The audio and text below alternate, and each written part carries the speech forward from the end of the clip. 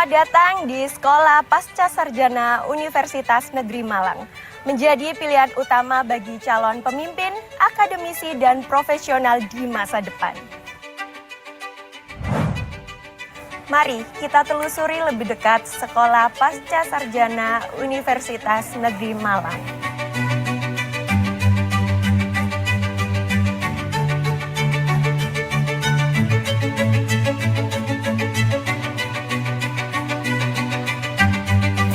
Selamat datang di Sekolah Pasca Sarjana Universitas Negeri Malang. Bersama kami, mari membangun masa depan yang lebih baik melalui pendidikan, penelitian, dan pengabdian masyarakat yang bermutu.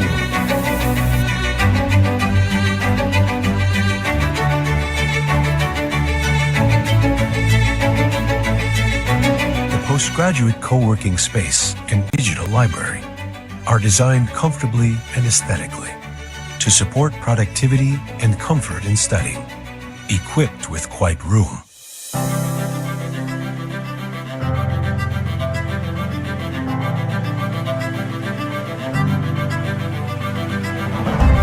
Postgraduate fosters 4 excellent programs: Masters and Doctorates in Elementary Education,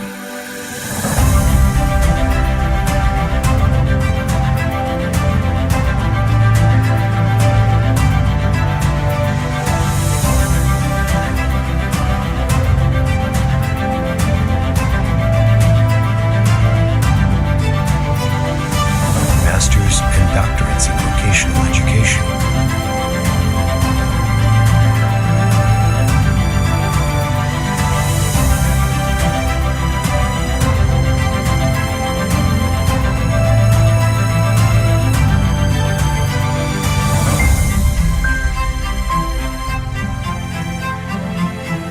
Masters in Indonesian Language Education for Foreign Speakers,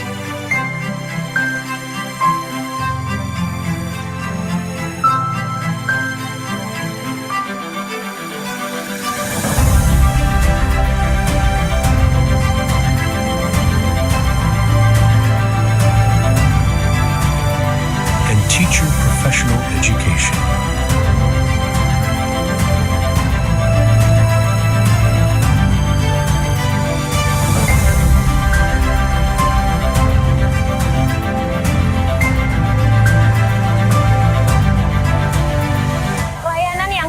Dan digitalisasi sistem akademik menjadi fondasi dalam perjalanan studi mahasiswa.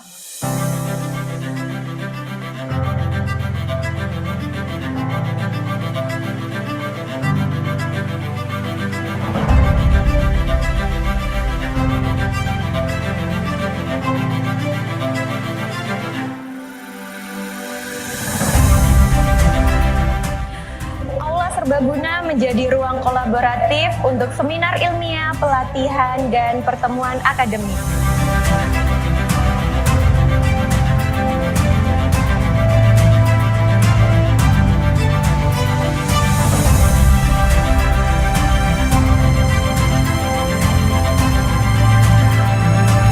Our digital learning studio supports the production of interactive and professional teaching materials for both online and hybrid learning. The podcast room is a means for students and lecturers to express their ideas creatively and communicatively. The computer lab is equipped with the latest software to support research and scientific data analysis.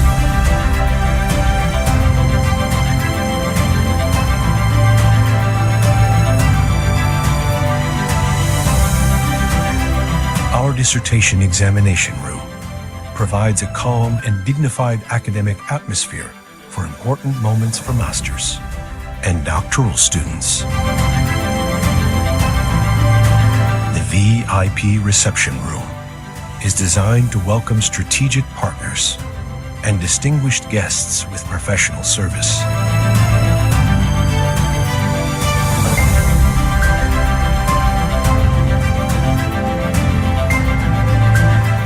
Sekolah Pasca Sarjana Universitas Negeri Malang multidisiplin, unggul, dan transformatif.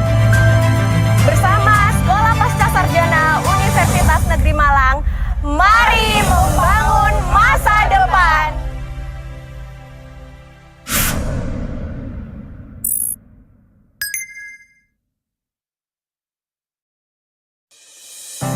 Welcome to Malang State University, a campus that guides the future through quality education, and a place where intellectual generations who bring change grow.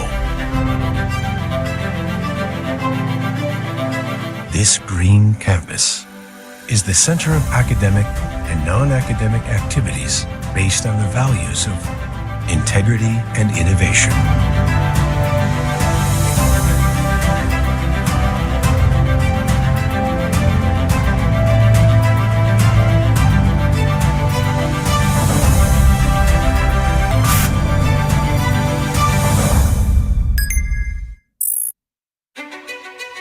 Selamat datang di Sekolah Pasca Sarjana Universitas Negeri Malang.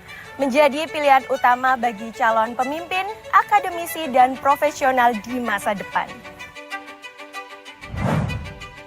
Mari kita telusuri lebih dekat Sekolah Pasca Sarjana Universitas Negeri Malang.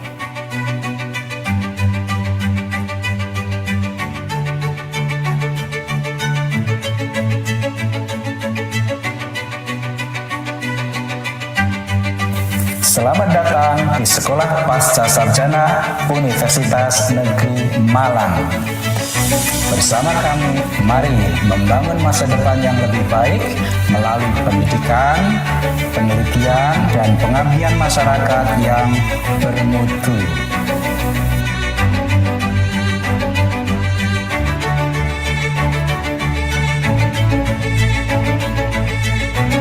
Postgraduate co-working space and digital library are designed comfortably and aesthetically to support productivity and comfort in studying, equipped with quiet room.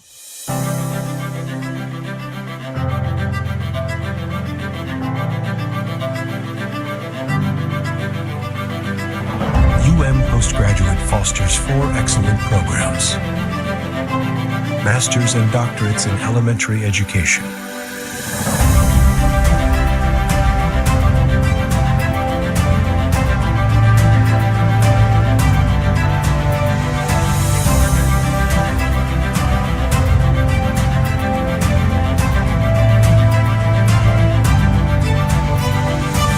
Masters and Doctorates in Vocational Education,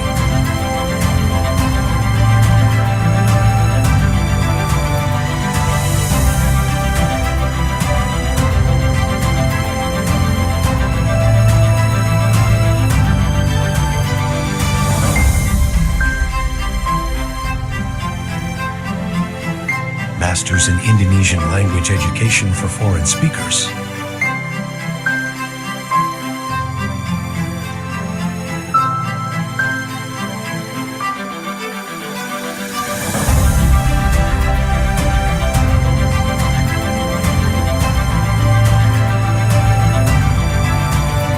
and Teacher Professional Education.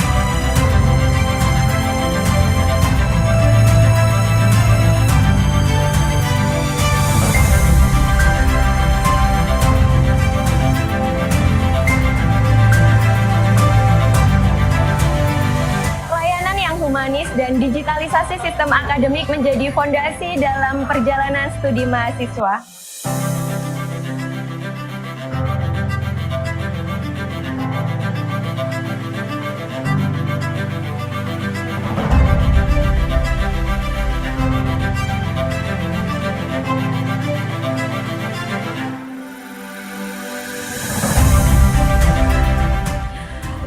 Serbaguna menjadi ruang kolaboratif untuk seminar ilmiah, pelatihan, dan pertemuan akademik.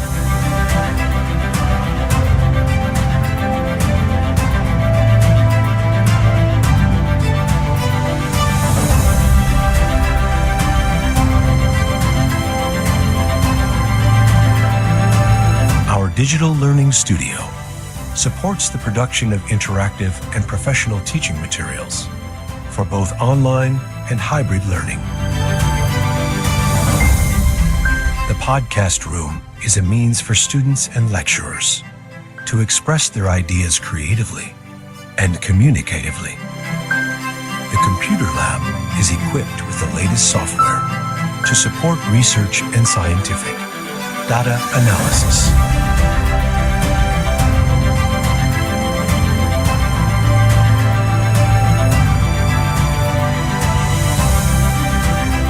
Our dissertation examination room provides a calm and dignified academic atmosphere for important moments for masters and doctoral students.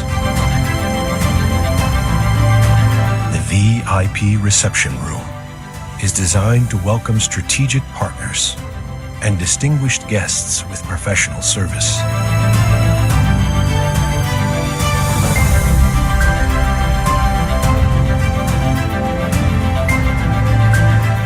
Sekolah Pasca Sarjana Universitas Negeri Malang, multidisiplin, unggul, dan transformatif. Bersama Sekolah Pasca Sarjana Universitas Negeri Malang, mari membangun masa depan.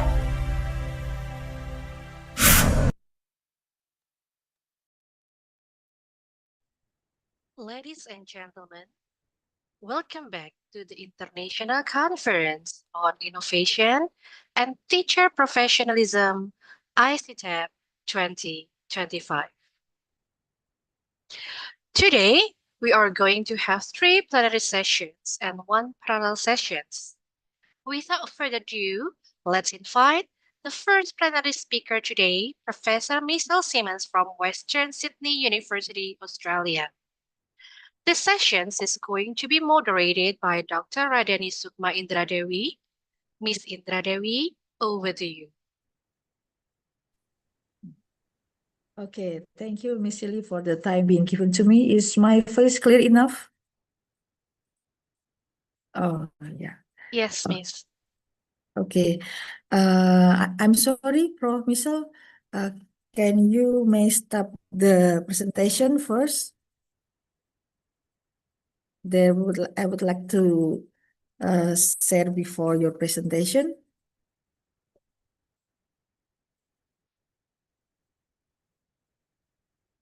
Wait. Assalamualaikum warahmatullahi wabarakatuh. Thank you, Miss Lily, for the time being given to me. Good morning, ladies and gentlemen. Welcome to the 4th International Conference on Innovation and Teacher Professionalism 2025. My name is Radhani Sukma Indradewi, and I prefer to be called Rara or Sukma. It's a pleasure for me to be your moderator for this session. In this session, we will have an amazing keynote speaker with an outstanding records of her expertise. She has joined us this morning. Maybe I would like to say hi to Prof. Michelle. Good morning, Prof. Michelle. Good morning, and good morning, colleagues. Yeah, good day. Nice to see you, Prof. It is lovely to have this opportunity to be with you all today. Thank you for being here today. Before we begin, let me introduce our keynote speaker.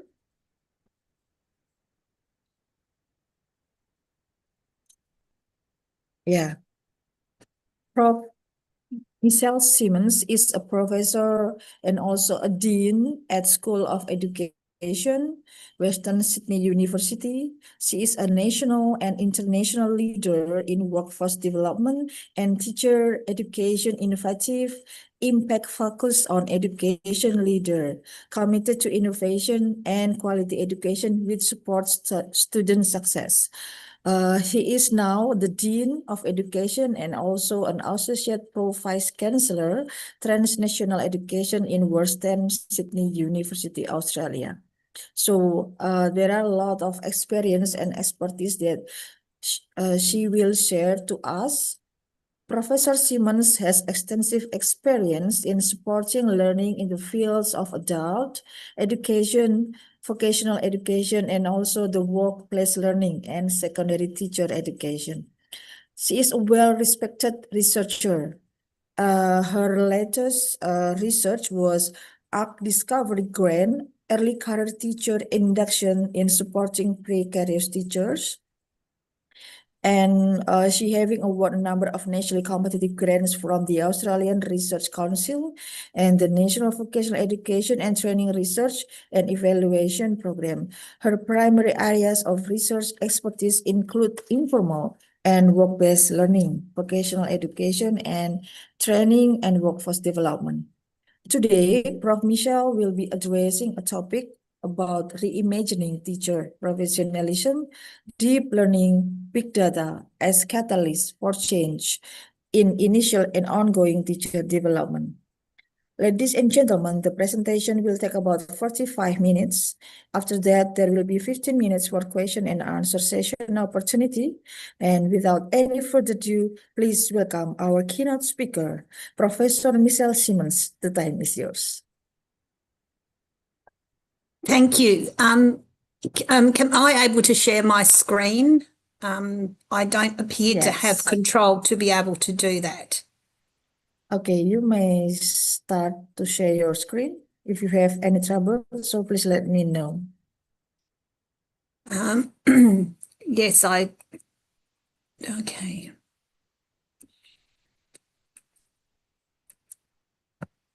Okay.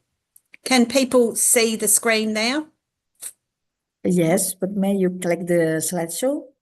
Yep, I'm just... There we go. Okay, perfect. Okay, so good morning again, colleagues, researchers, educators, students and esteemed guests. I'm delighted to be able to join you today in this fantastic conference. I wished I could have been there in person.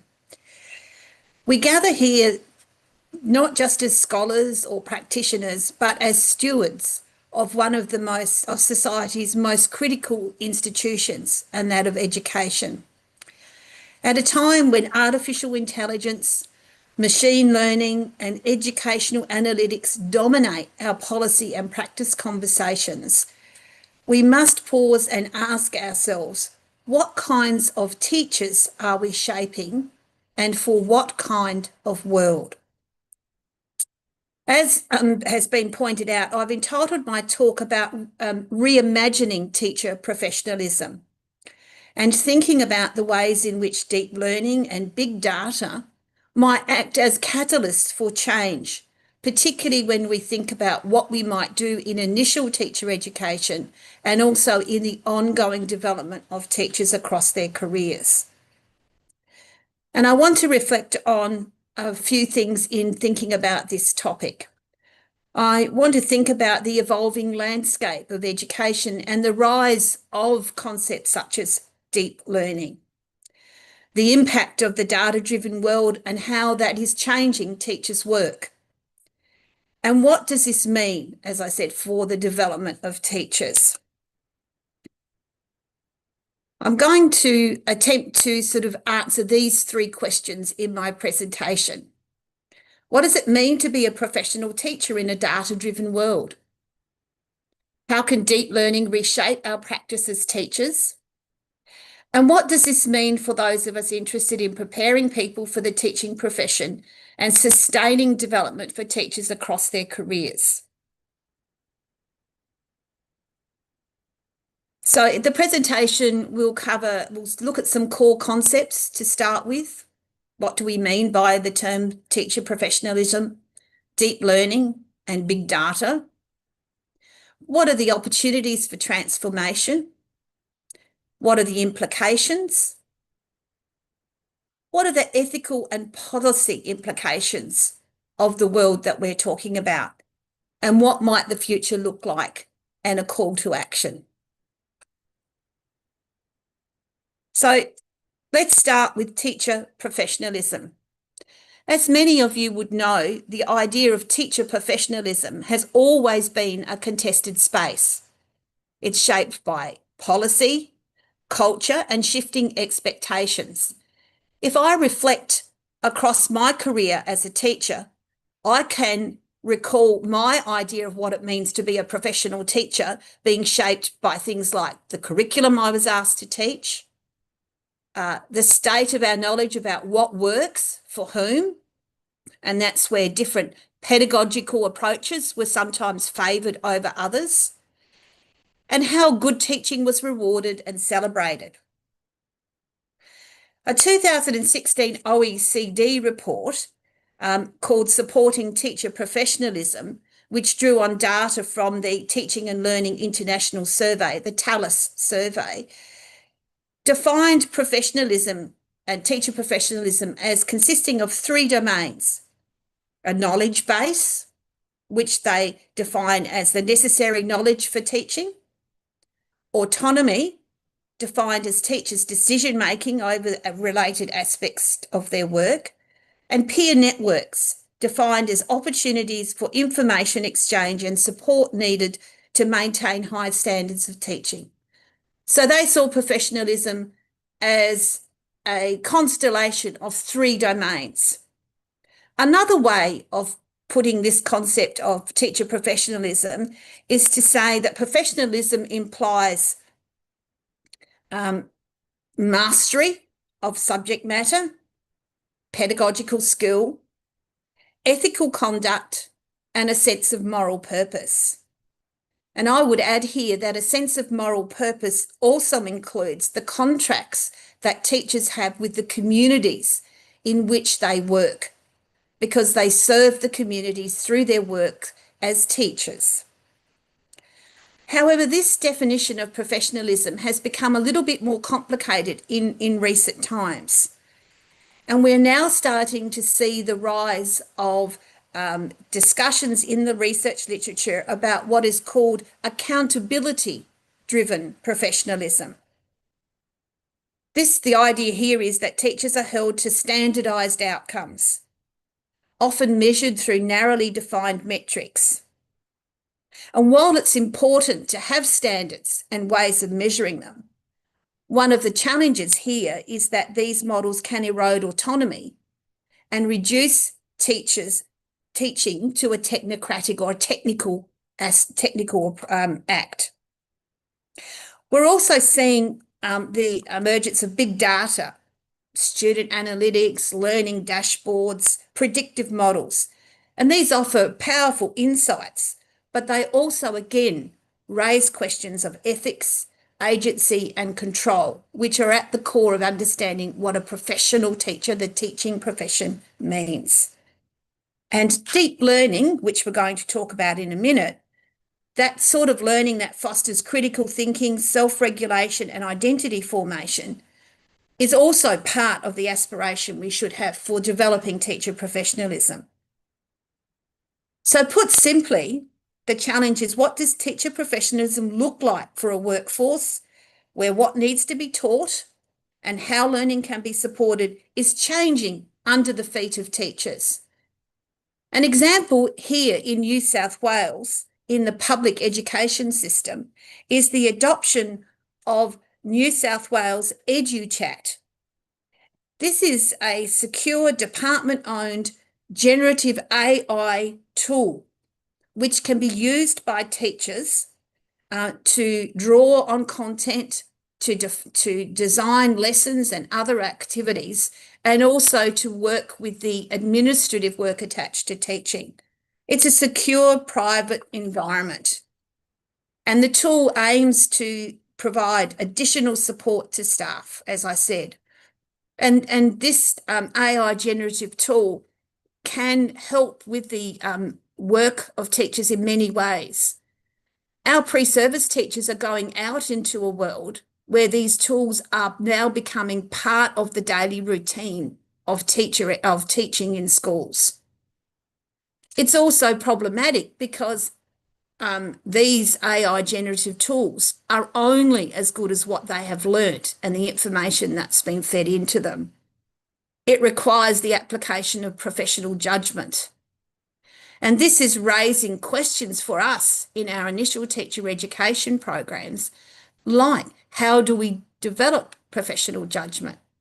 How do we think about ways in which we can encourage our pre-service teachers to learn and work alongside technology? The work is changing as we're trying to train our teachers. Then there's deep learning, which is an important part, I note, in your conference. And I would argue that deep learning is a goal for students and teachers alike. Michael Fullen and Maria Langworthy, whom I'm sure you're very familiar with, describe deep learning as learning that is meaningful, challenge-based, and connected to real life. It involves the development of critical thinking, creativity, communication, and character development. And while we often speak about deep learning as an outcome for students, I would argue that it must also be a critical development process for our teachers. Teachers, if they're going to be able to create environments where students can develop these capacities, need to have opportunities to be able to develop these capacities themselves.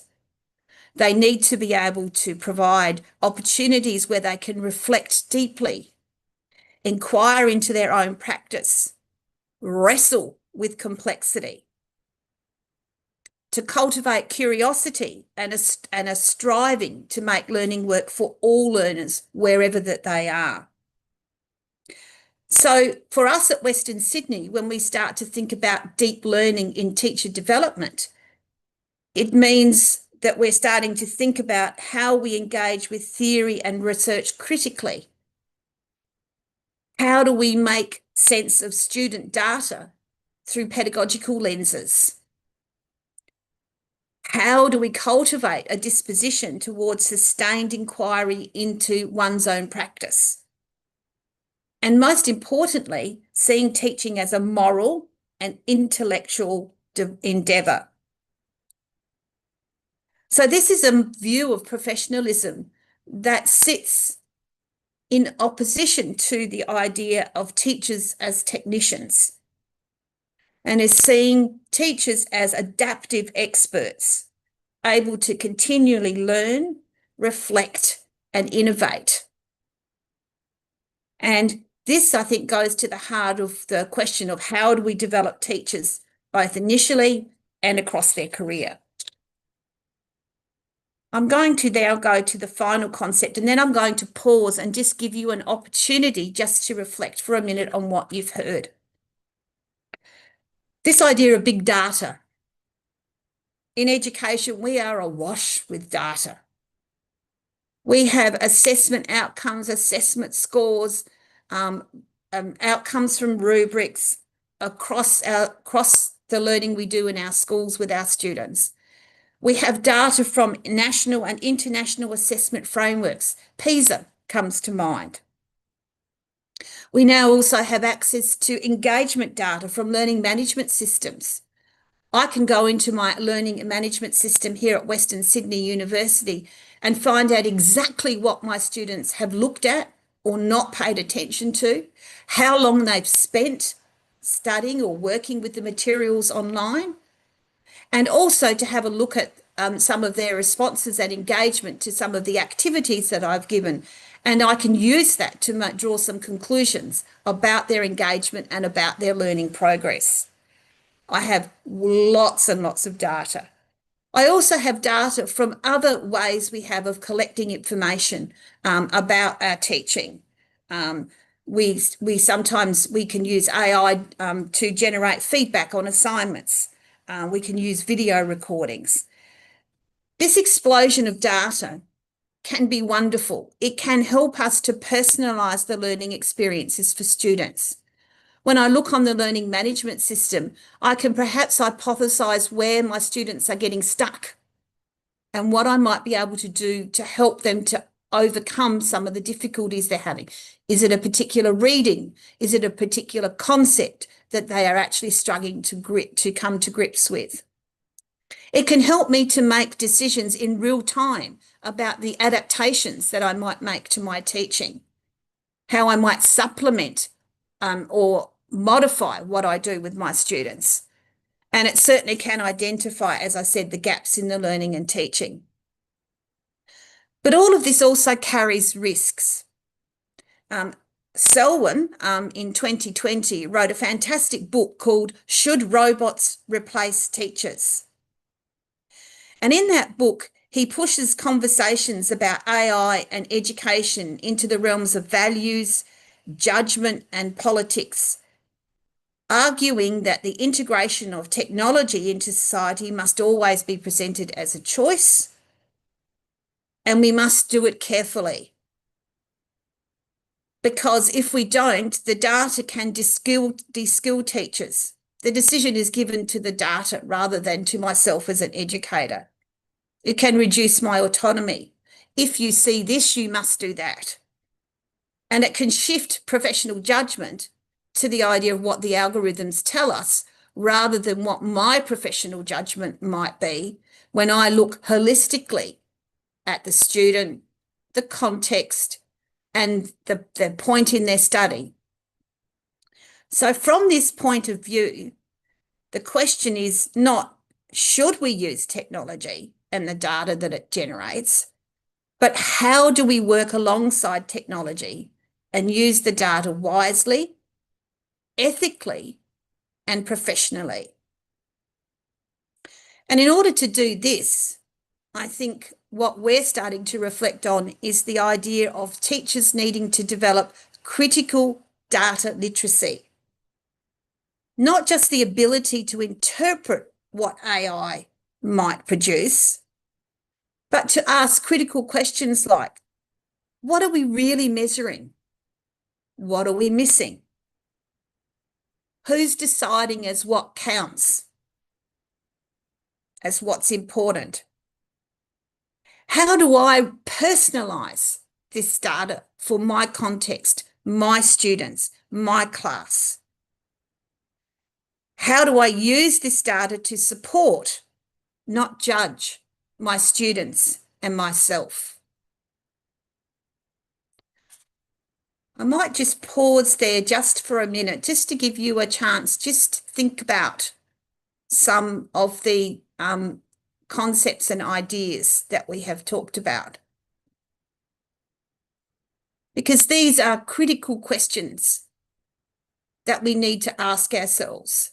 And as I said, one of the challenges we're finding with teachers in schools is that these factors, these situations are causing change as teachers are working. It's not like we can stop and say, hang on a minute, let's catch up. We're catching up as we go. The data is there. The other thing as well too, as many of you will know, is that a lot of children and young people associate learning with apps and with learning, with platforms. And often, sometimes we're seeing disengagement in, or a lack of interest in engagement in face-to-face learning.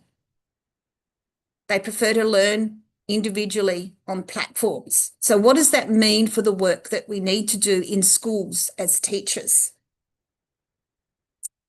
And that leads us, I think, to the next question, or the next thing, the next part in this talk, which is, what are the opportunities? Because I think one of the things we can do is we can become a little bit fixated on some of the challenges and some of the negative aspects.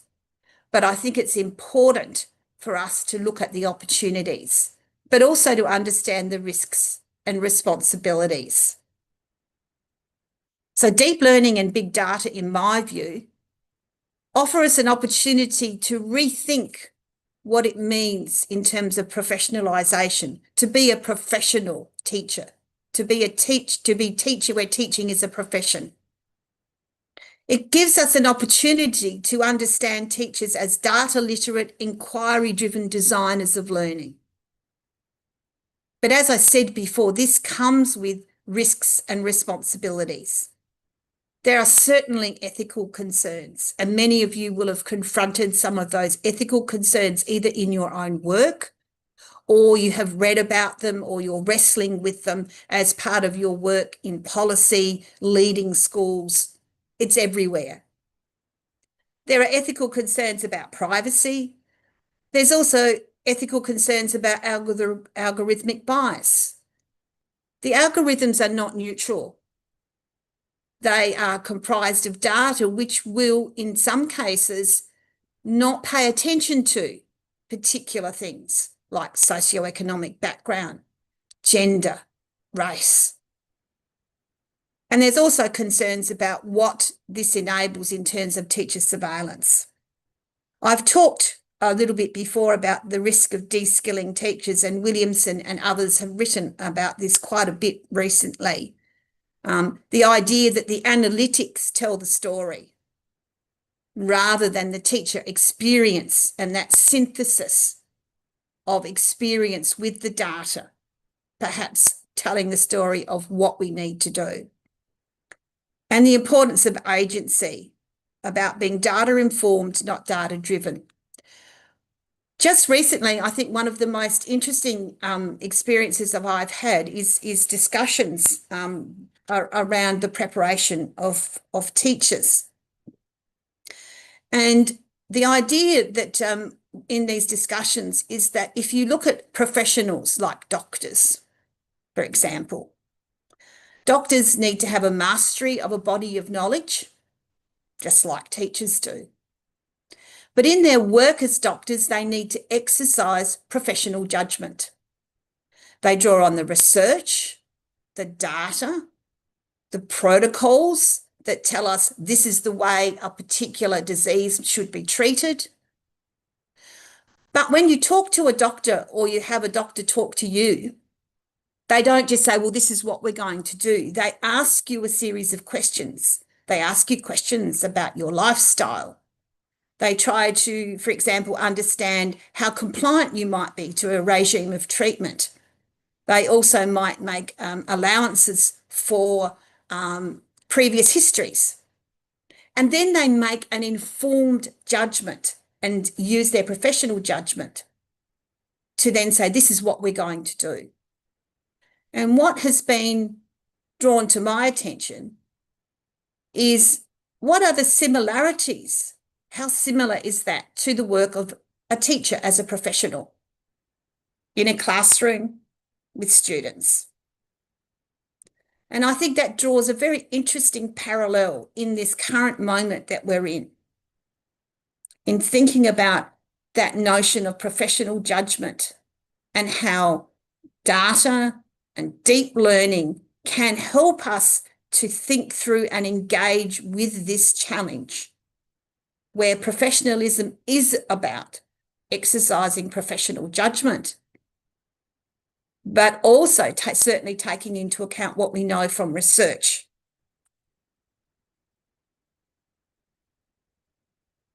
So in initial teacher education, we're starting to see some really interesting ideas around changes to the ways in which we might be able to think through some of the opportunities that big data and deep learning are offering. For example, as I said before, my use of data dashboards and analytics has been quite important for my decision-making when I'm teaching. We're being challenged to think about the role of data literacy and learning analytics in an ITE curriculum, in an initial teacher education curriculum. And we're being challenged to think about the use of technology, VR and simulation as an adjunct to learning in workplaces and in schools. And a great example here, I know some of you would be very aware of, is the wonderful work that's been done by the University of Newcastle here in Australia, where they have used simulation technology to be as a way of being able to build that critical reflective capability in teachers, and also to enable them to think through what it is like to be in a classroom before they're in a classroom, and gather information and data to help inform choices that they make. And of course, in ongoing professional learning, there is a lot of opportunity to use personalised learning pathways, to create personalised learning pathways for teachers using performance data. Lieberman and Mace have talked about collaborative inquiry teams and the important role that they play in helping the development of teachers. So we have a lot of opportunity. What I'd like to do now is just take these ideas just a little bit deeper, just one step deeper. just skipped. So just to reflect again, I'll just stop for a minute. In ongoing professional learning, what we're doing here is actually moving from isolated, disconnected opportunities for professional learning to data-informed, collaborative approaches to developing teachers across their career.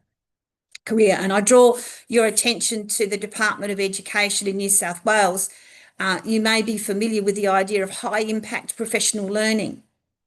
They've spent a lot of time thinking deeply about what does impactful professional learning look like, and they've come up with some key features of it. And these key features are all geared towards building and thinking through about how we can enhance the professionalism and the capability of our teachers to improve outcomes for students. And you can see from that slide there that there are key characteristics of professional learning and the role that leadership plays in being able to facilitate and support this particular type of learning. And this presents many challenges because a lot of us have experienced professional learning. There is so much professional learning that teachers can do, but a lot of it doesn't have a lot of these features. And it can be isolated and it can be confusing. And often when it's tried to be translated in the workplace, it doesn't work. This type of approach to professional learning is trying to close the gap between the learning and the application in the workplace, because that is one of the holy grails, that transfer of learning and that impactful transfer of learning that is so, so important.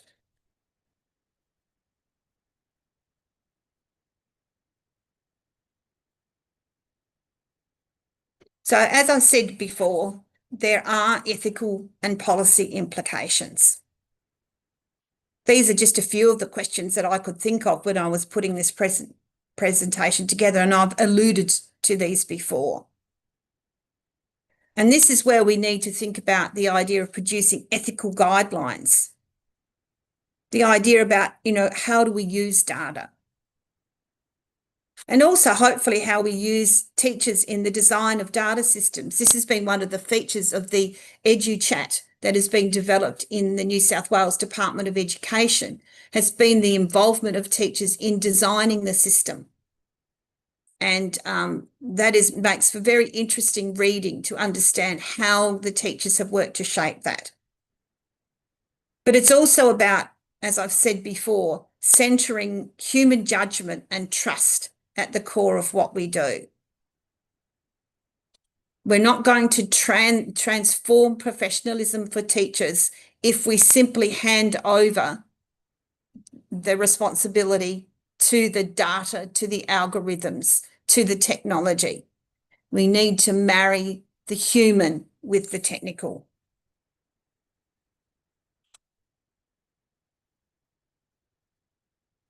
So, what does the future look like? What does the future of professionalism look like? Here's my view. I'd be interested in your opinions. Teacher professionalism is one where teachers are seen as critical inquirers and innovators, not content deliverers. Data is used as a mirror, a tool for developing insight, not inspection. Deep learning is shared. It's a shared aspiration for teachers and students. Initial teacher education and ongoing professional learning are designed not for compliance, but to transform, to drive change, to see change, to make the change reality. So what I'm arguing at the bottom line here is that teacher professionalism is reimagined as a dynamic, inquiry-based and ethically grounded practice. The challenge is, how do we fit that into initial teacher education? Where do we make space for this redesign of initial teacher education? How do we fit in subjects and a focus on interpreting analytics through pedagogical frameworks and building data literacy as a foundation skills? How do we build in the use of feedback forms and reflection on practice, which we already do, but maybe how do we do that more alongside and integrating technology? Where do we integrate learning about the ethical implications of using data? And as Cochrane Smith and others have emphasised, the importance of engaging in inquiry-based learning alongside the importance of mastering core evidence-based practices, core curriculum, core pedagogy, core assessment, all of those things that we do already. How do we fit these in together into initial teacher education? And Cochrane Smith and others have a long history of being able to think through what they might look like. So, for example, one of the most powerful learning experiences that I've had with my mentor teachers in my career is where I have sat alongside my mentor and they have talked aloud about how they prepared a lesson for a class. And as I've listened to them, I've listened to the things that they've thought about, the resources that they've used, and how they've brought it all together. Then I compare it with what I do, and I can start to see where my growing edges and development is. How much more rich that process can be if we can add data analytics into that. Listening to an experienced teacher synthesize the data alongside their practical wisdom and what they have learned through their experience to then make informed professional judgments. So this is, I guess, asking us to think about what we can do and what we might need to develop in terms of our initial and ongoing development for teachers. So I'm actually going to come to conclusion probably a little bit earlier than you might have thought. And I'm just going to end up with a quote from one of my favourite academics. Those of you may know Donald Schoen. Donald Schoen is a researcher who, as early as the 1970s, was writing about professionals and their work and what it means. And this is one of my favourite quotes. He says, "The professional is not one who has mastered all the answers, but one who engages wisely with the unknown." And to me, this is the essence of teacher professionalism in the age of big data. It's where teachers are not technicians, but reflective, ethical, curious, and innovative professionals. So I leave you with this invitation. Whether you are a researcher, a policymaker, a teacher educator, a student, or a school leader, how do we build systems, programs, and cultures that support deep, ethical, innovative, and empowered professionalism in our teachers? Let's ensure that in the era of big data and deep learning, it's teachers who remain at the heart of our education, working alongside and with technology, informed and equipped by the very best of what we know from deep learning to work towards the benefit of our students. Thank you very much. Okay, thank you very much, Prof. Michelle. Yeah, it's a little bit earlier, but I think it's will be fine. Okay, wait. Thank you for that excellent presentation, Prof. Your discussion on reimagining teacher professionalism is very enlightening and inspiring for all of us. So right now we come to the question and answer session. We have 15 minutes for it. So for all of the participants in this session, if you have any questions, please don't hesitate to raise your hands or press the raise hand button in your Zoom, and you can unmute the microphone to talk directly with Prof. Michelle. Okay, I would like to have 3 questions maybe from the audience. If you have some trouble with your audio, you may also ask directly to Prof. Michelle, or you may type it in the chat box, so I will read it for you. Please feel free to express your idea and take part in this discussion. Okay, I will check the chat box first maybe. For the participants, if you would like to speak in Bahasa Indonesia, it's okay, and I will try to translate it for you.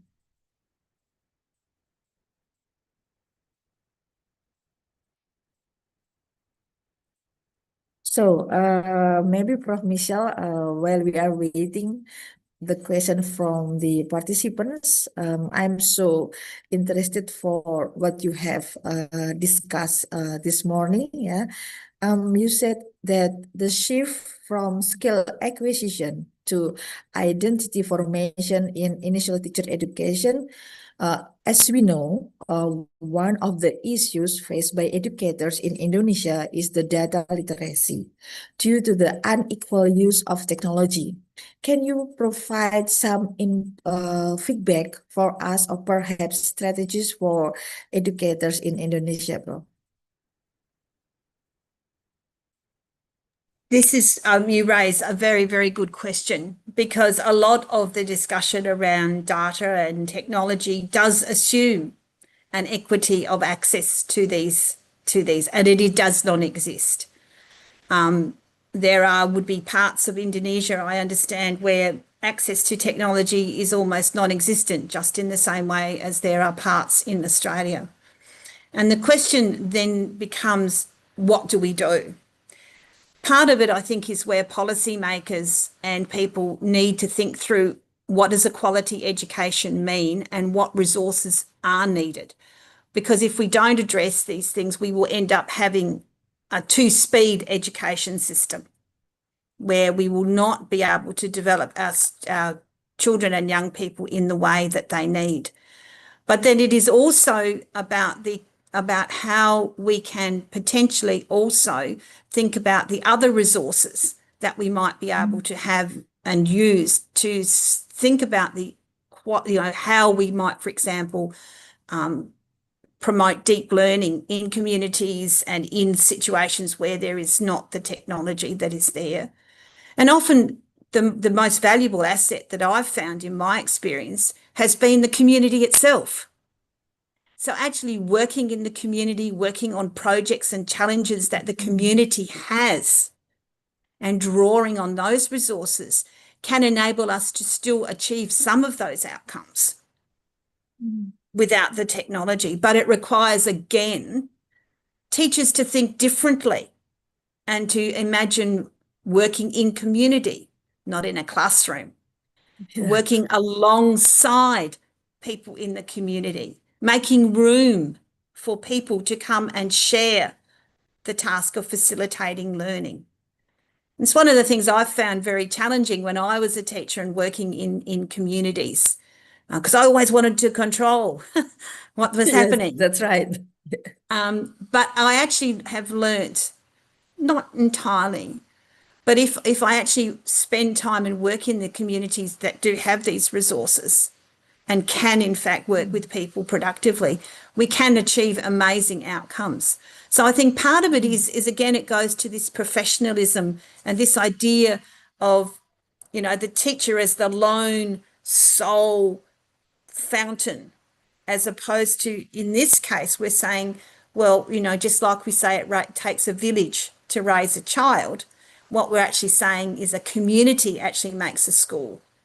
And that permeability between the community and the school, in fact, can provide some opportunities. But I also want to say where I started. If governments and policymakers are serious about developing outcomes from education for a modern and evolving economy, they really have to think hard about, well, what resources do we need and what investments do we need to make in technology in schools, and how do we weigh the investment in technology against investments in other things that schools might need. Yeah, okay, so that's quite clear for the answer, Prof. Yeah. Thank you, Prof. Michelle, for the answers on my question. So we have one question again in the chat box. We have two questions from Vina Arvianti. Would you would like to speak directly to Prof. Michelle, or maybe I can read it for you? Yeah. So the question is, what are the main challenges educators face when shifting from being answer givers to facilitators of inquiry and exploration? So please take your time, Prof. Michelle, to answer this question. Yeah, that's a great question. It is a really great question. And in some ways, for me personally, it's meant breaking habits, very old habits, because as soon as somebody asks a question, I want to answer it and I want to give them an answer. It's a little bit And hard. one of the most important things I've learned is actually learning the art of asking questions. This might sound very, very simple, but a mentor teacher that I had when I was working in colleges talked to me about the art of asking questions. So he said, before you give an answer, you ask a question. And when you ask a question, you use thought-filled language to ask the question, to stimulate the students that you're working with, to stimulate their thinking. So instead of saying, what do you know? Or what do you think? You say, well, let's step back and analyze this for a minute. What are the parts here that we have to think through in order to get to a solution to this problem? So I think one of the main challenges was actually learning not to jump in, but to be able to ask thought-filled questions. I think the other one as well too is actually giving students time to think. Often we as teachers often feel very uncomfortable with silence in classrooms. Silence we think means they don't know or we've done something wrong. Silence may also mean they just need time to think. So I think one of the challenges is building some of those skills in being able to step back and to be able to think through how we can engage our learners. And they are habits and skills that can be learned. I think the other thing, though, is there's a balance, because inquiry and being an exploration doesn't work all the time. We know that there are times when you need to be explicit in your instruction. You need to be able to scaffold carefully and build and intervene. So part of the challenge is also knowing when it is appropriate when you're supporting learning and how that works across the development. For example, I'm not a mathematics teacher, but my colleagues say, you know, explicit scaffolding and teaching basic mathematical operations are very important, and students need to be able to do them routinely. So the sorts of approaches, exploring often doesn't develop the sort of skill that we want in our students. But once they've mastered those skills, then we can use other approaches to be able to then build on that knowledge and that skill. So part of the challenge is also being able to make wise choices, to be able to make informed professional judgments and building our skills. Okay, so it's a little bit hard for us, Prof, to breaking the habit, yeah. Since some of the educators still using explicit scaffolding, I think we cannot stand, we just give the question, we just give the answer for the students, because some of the cognitive skills need to be improved. So Yep. maybe we need the improvement of this kind of approach, another approach. Yeah, but we Yes. don't throw out those skills, you know, of explicit scaffolding, and that are important. Yeah. It's not Also, either or. It's about and I think this and is that's the right. important. Yeah, and this is where, you know, we're getting to the complexity of being a teacher. You know, we Yeah. can't follow recipes. That's right. We've actually got to Couldn't make agree more. decisions. We've got to make decisions, That's true. but it Yeah. is hard. Yeah, it still needs a lot of improvement, so we may still have to learn from you. Yeah. Okay, Prof, we have one question from the participant here, and he would like to ask directly to you. For Mr. Slamet Arifin, you may ask directly to Prof. Michelle. Please open your mic. Okay. Wait. Allow. I don't think so. You can unmute your microphone, right? Okay, thank you, Yeah. Dr. Latini. Hi, Michelle. Thank you so much for your presentation. I just wanted to ask you your opinion. And from your presentation, you talk about deep learning. And when we talk about deep learning, we cannot separate it from the idea that learning must be meaningful, right? So in this context, meaningful learning often involve like contextual teaching and also attention to the student social aspects. And what's your opinion on how teachers should pay attention to student social aspects in and integrate them into the learning process? Great question. And again, this goes to one of the core skills that I think all teachers know intuitively and is so important, which is about knowing your learners and knowing them well. In our professional standards for teachers in Australia, the first professional standard is know your students. And the idea of actually understanding their backgrounds, their previous learning histories, all of those things come into that. That's part of that informing one about how does one make a judgment about what we might do and how we might support learning. It's not done in isolation because a child is in grade 2. They should be, it is about this child is in grade 2. This is where they come from, and getting to know the students is really important. The other thing that is often very important but really hard is actually getting to know the families to help you understand the students. And one of the biggest challenges that we have, and is how do you engage families in schools and in the schooling of their children? Because a lot of parents in Australia, they just give the children to the school and the teacher and they say it is your problem. It's quite similar here. Including some of the bad behaviour that they bring into the classroom.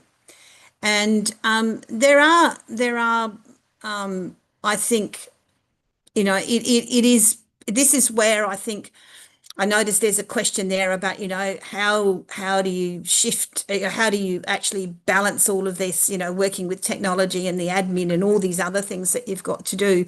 I think part of this is actually thinking through how we can use technology to free us up to actually be able to help us to do more of the important work, like knowing the families. I know that in Australia, a lot of schools are using different platforms and different apps to be able to engage parents more in the learning of their sons or daughters. So I think it's about acknowledging here that if we're going to be really effective in our facilitating the learning for children, it will always remain holistic. And this is where, when we're preparing teachers, we do need to do sociology as part of our, you know, as a foundation discipline to our profession. It is essential. Just as I guess I'm arguing that critical data literacy is a new part of the curriculum that we need to add, sociology. But I think one of the critical things is asking questions like, how do we engage families and how do we engage parents?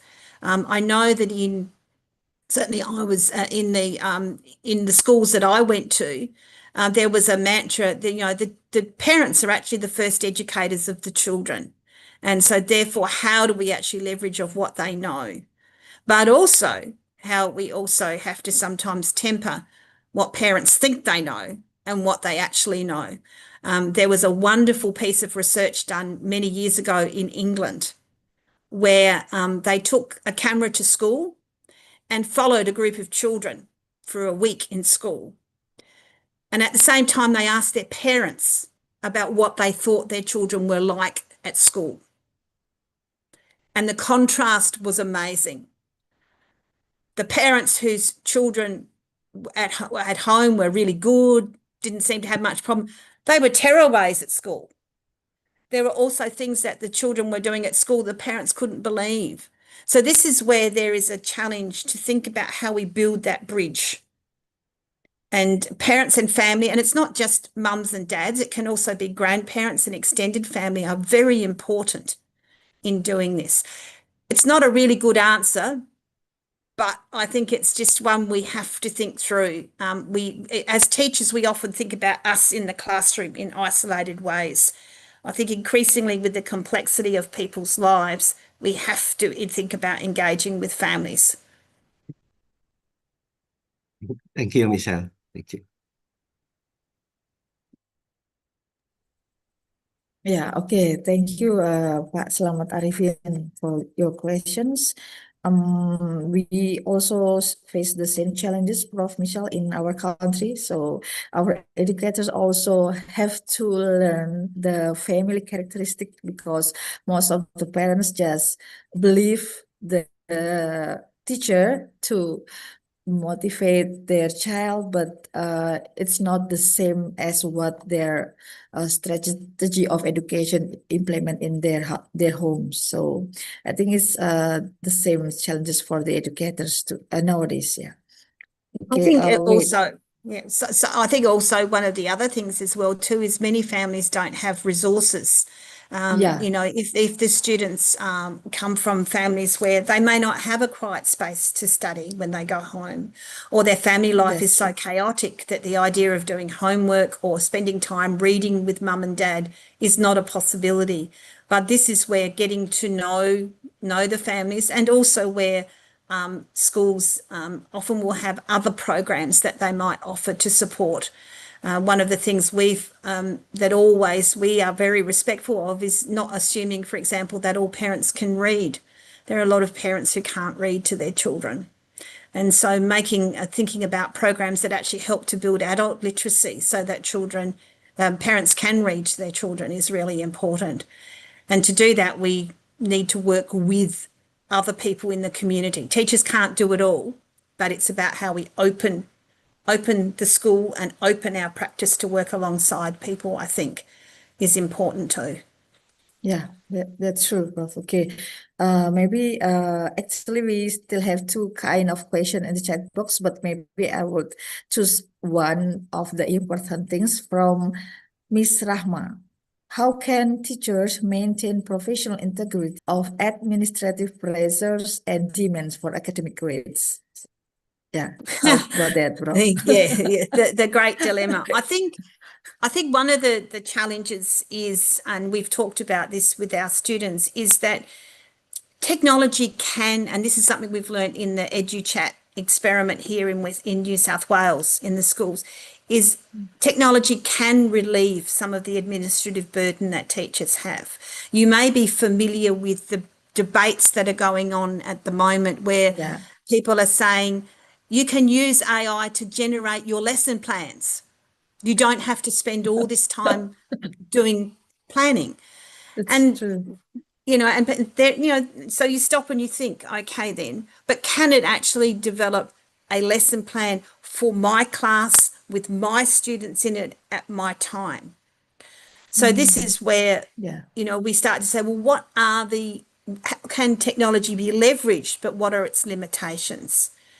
And I think sometimes I know, my colleagues and I, administrative work, we just do it because it's busy work. And it's Yeah, often that's easy. right. But we actually need to say, can we harness technology to do this better? There's been some wonderful studies that have been, challenged, I think run by the OECD, where they talk about the use of technology to do marking, so that it frees up teachers then to be able to take what the technology generates and then prepare feedback and feed forward for students. And that is a better use of time. But part of this is also taming the bureaucracy. There is a lot of discussion in schools, public schools in New South Wales, about reducing the amount of red tape and bureaucracy that schools need to do, reducing the number of meetings and other things like that. So taking a critical look at what do we really need to do? Because some of it is about just stopping things. Others is about harnessing the technology and using it to perhaps do things more efficiently and effectively than we might do as teachers, but not at the same time of handing over it all to the technology. It's a really difficult one. And also the pressure for academic grades is huge.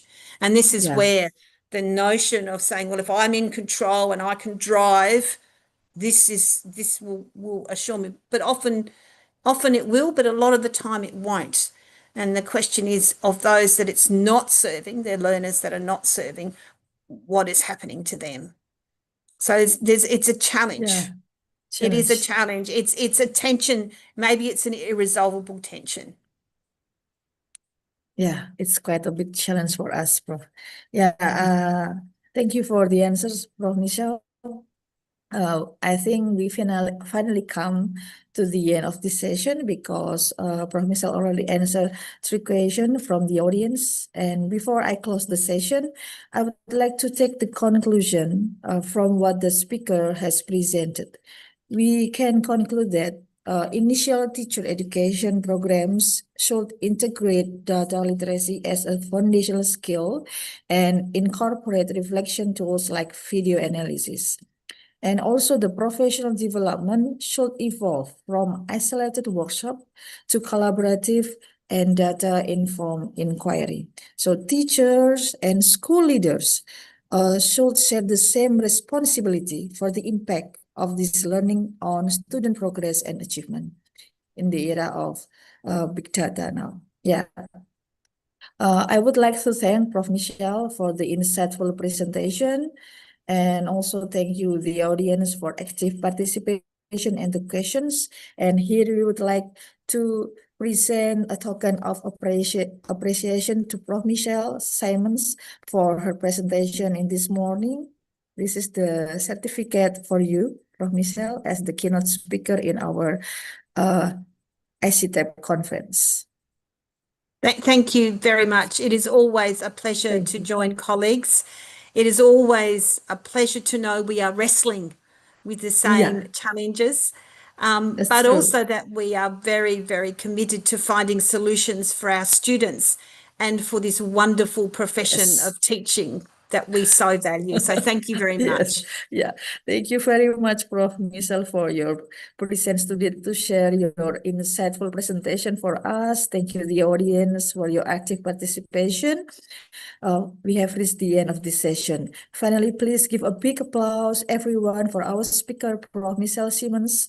Wassalamualaikum warahmatullahi wabarakatuh. Thank you, Prof. Michelle. Yeah, I hope we can see again in the future. So I think for the next session, we'll be guided by Miss Shirley. Miss Shirley, now it's up to you. The time is yours. Okay, thank you so much, Miss Rara. And ladies and gentlemen, please give applause again for Prof. Michelle and Miss Rara. Thank you. Okay, ladies and gentlemen, the next agenda is the second plenary sessions.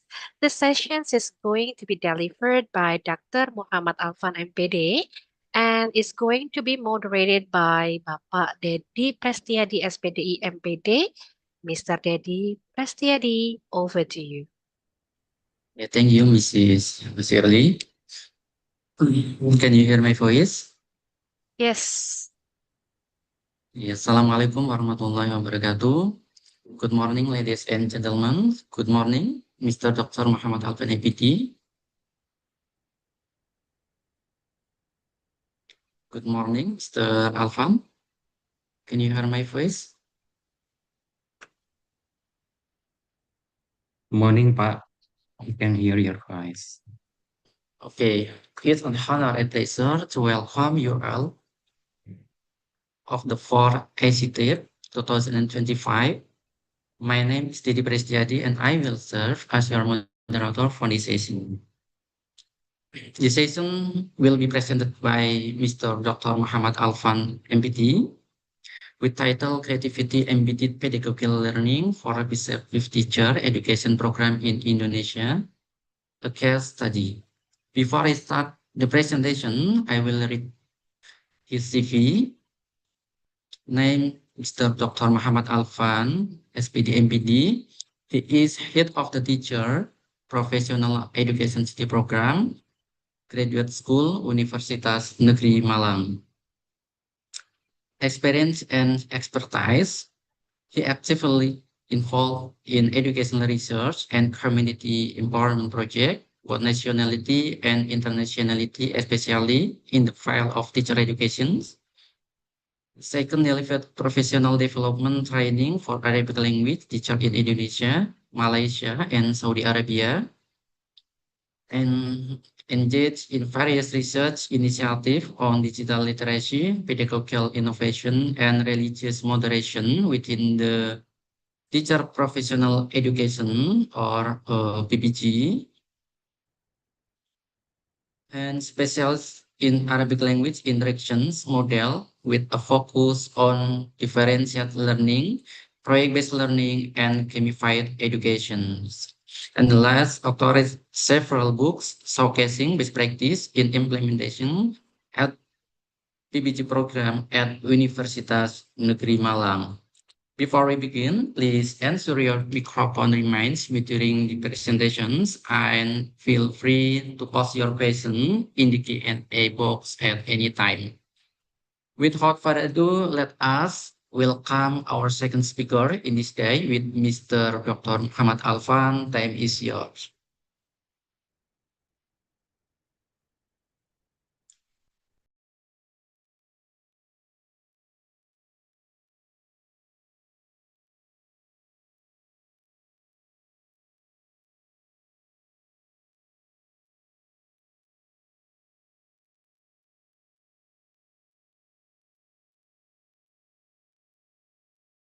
Okay, thank you very much, Mr. Dedi Prestiadi.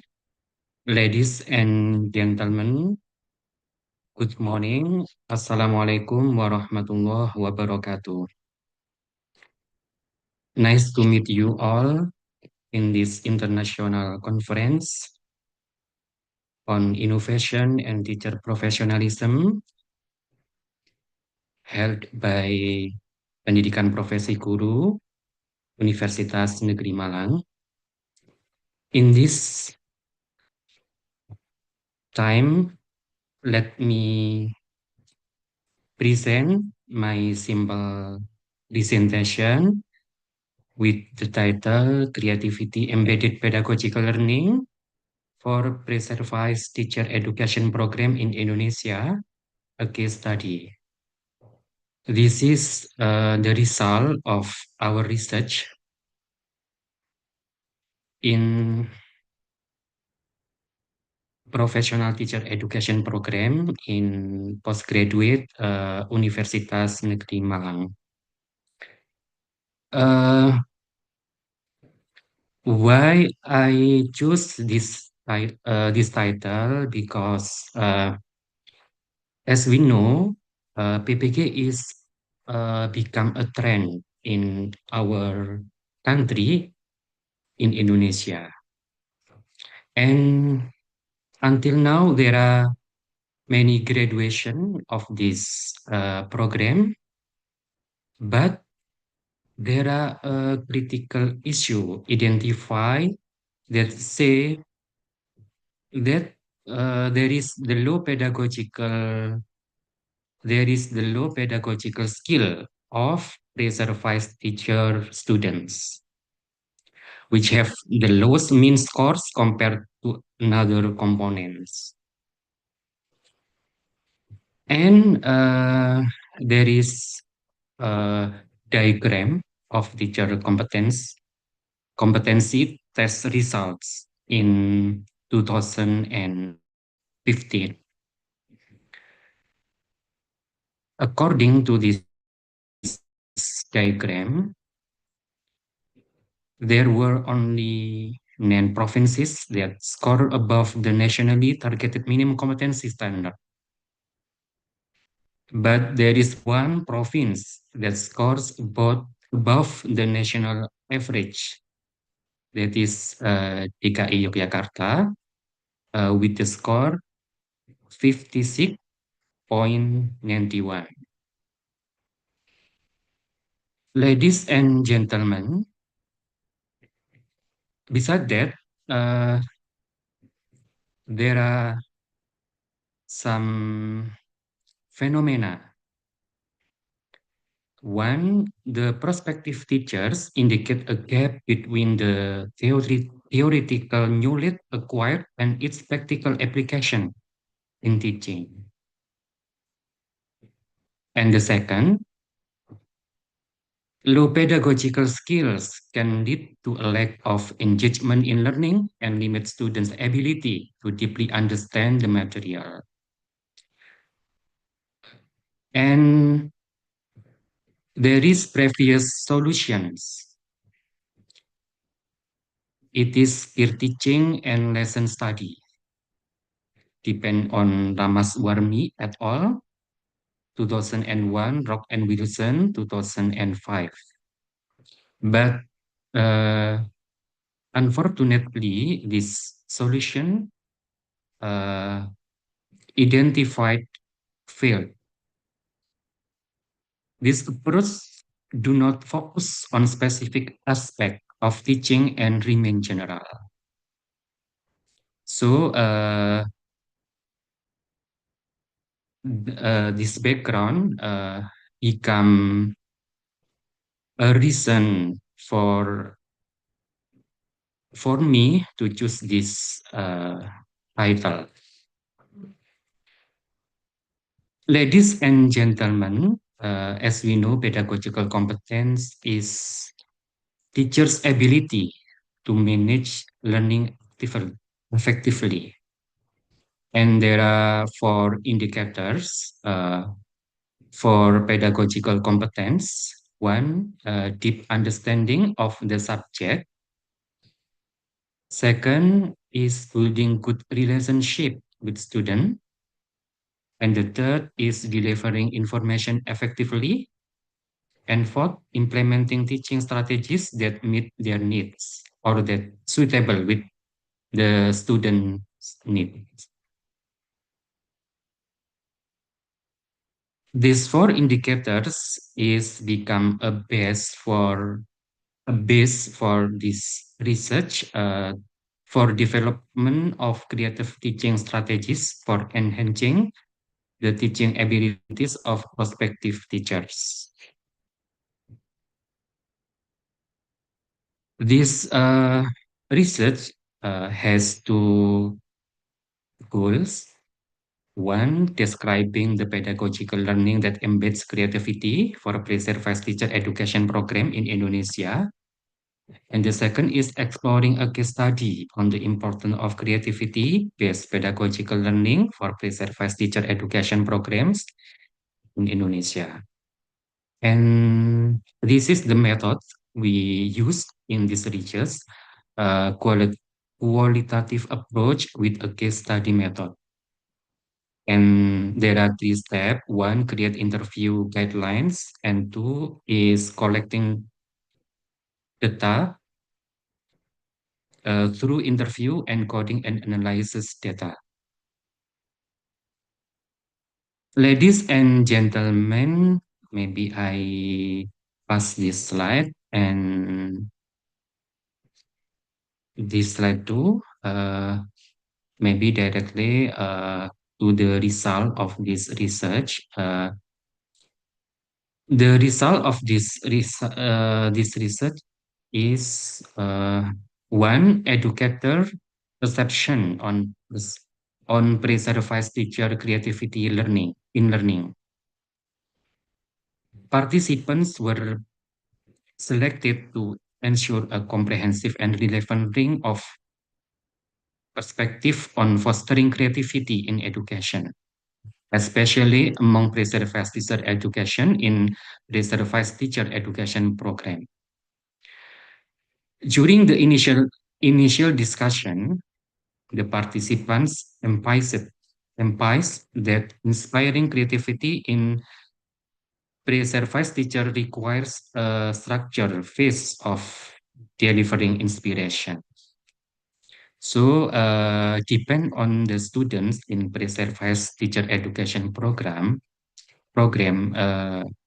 they need uh, they need inspiration. The analysis revealed that providing exposure to diverse teaching models, showcasing best practices, and introducing real-world teaching challenges play a crucial role in sparking creativity.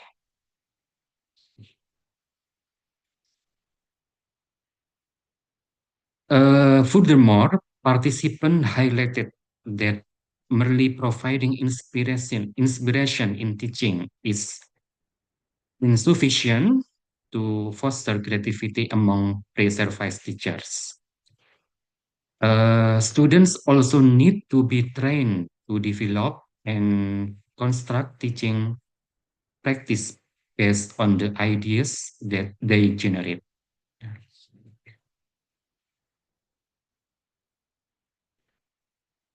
This is the quote thematic analysis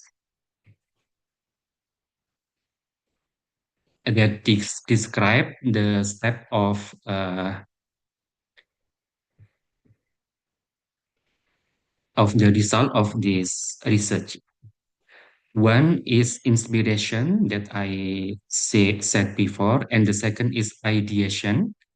Ideation is pre-supervised teachers are encouraged to freely explore various teaching models and creative methods suited to student and classroom contexts. Besides that, students are trained to develop new ideas through critical and creative thinking in response to learner needs. And the third is creation. Students develop their ideas into concrete applicable lesson plans ready for classroom implementation. And the fourth is reflection. In this stage, students are asked to write reflection journals to evaluate the effectiveness of their teaching strategies and the process of idea development.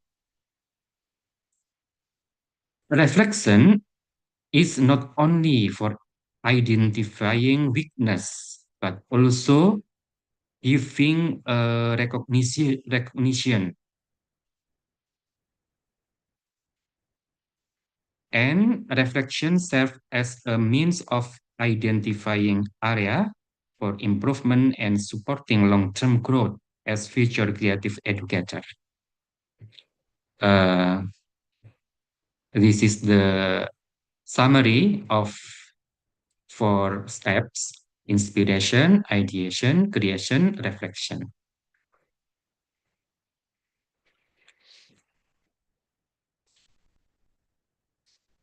The conclusion of the result of this research, the creativity pedagogical learning (CPL) strategy offers a structured approach to enhance pedagogical creativity among pre-supervised teacher education program through the 4 stages of inspiration, ideation, creation, and reflection.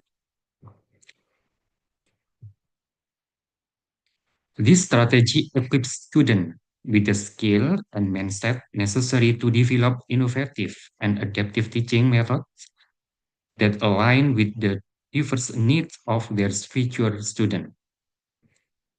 The Grand Design Framework provides essential support to ensure the effectiveness and relevance of this pedagogical innovation. Thank you very much for your attention and forgive me for my limitation. And thank you, Mr. Dedi Prestiati. Okay, thank you very much, Mr. Dr. Muhammad Alfan ABD, for your insightful and thought-provoking presentations. And ladies and gentlemen, we now move into our Q&A sessions. If you have any questions, please feel free to raise your hand using the Zoom feature or type them into the chat box, and we will address as many as time allows.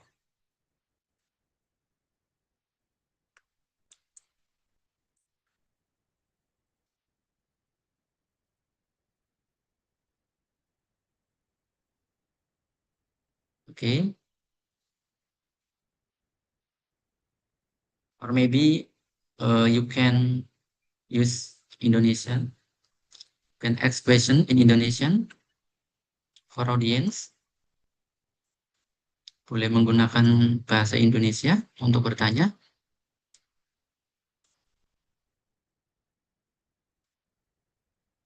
I will check from the chat box. Not yet question, Mr. Muhammad Alfan. Alhamdulillah, Pak, there is no question.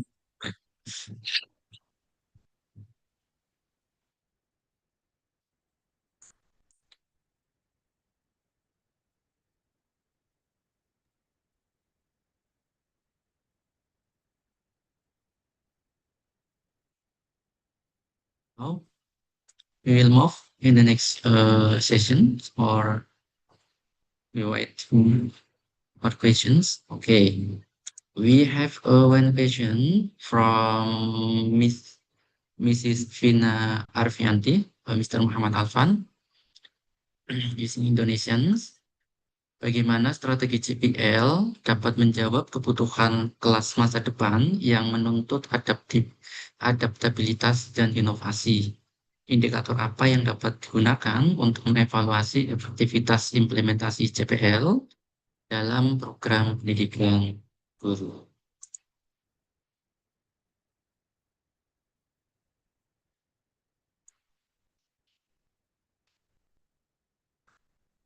Okay, would you like to respond to that, Mr. Muhammad Alfan?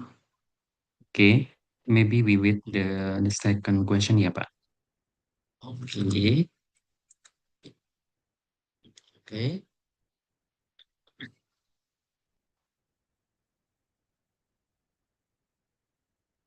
Okay. Bapak Ibu bisa raise hand atau kan pertanyaan di chat box. Mr. Muhammad Alfan adalah Ketua Program Studi Pendidikan Profesi Guru. Bapak Ibu,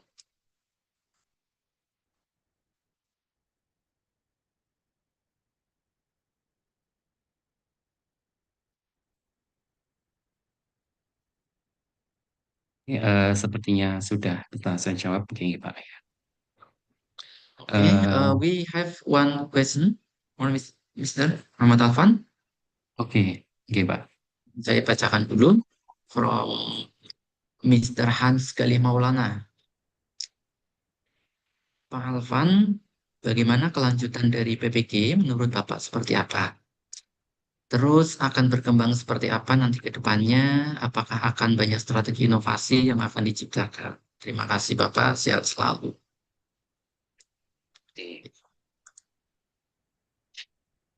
Baik, terima kasih. Thank you very much for the question from Mr. Hans Kalih Maulana and Mbak Vina Afrianti.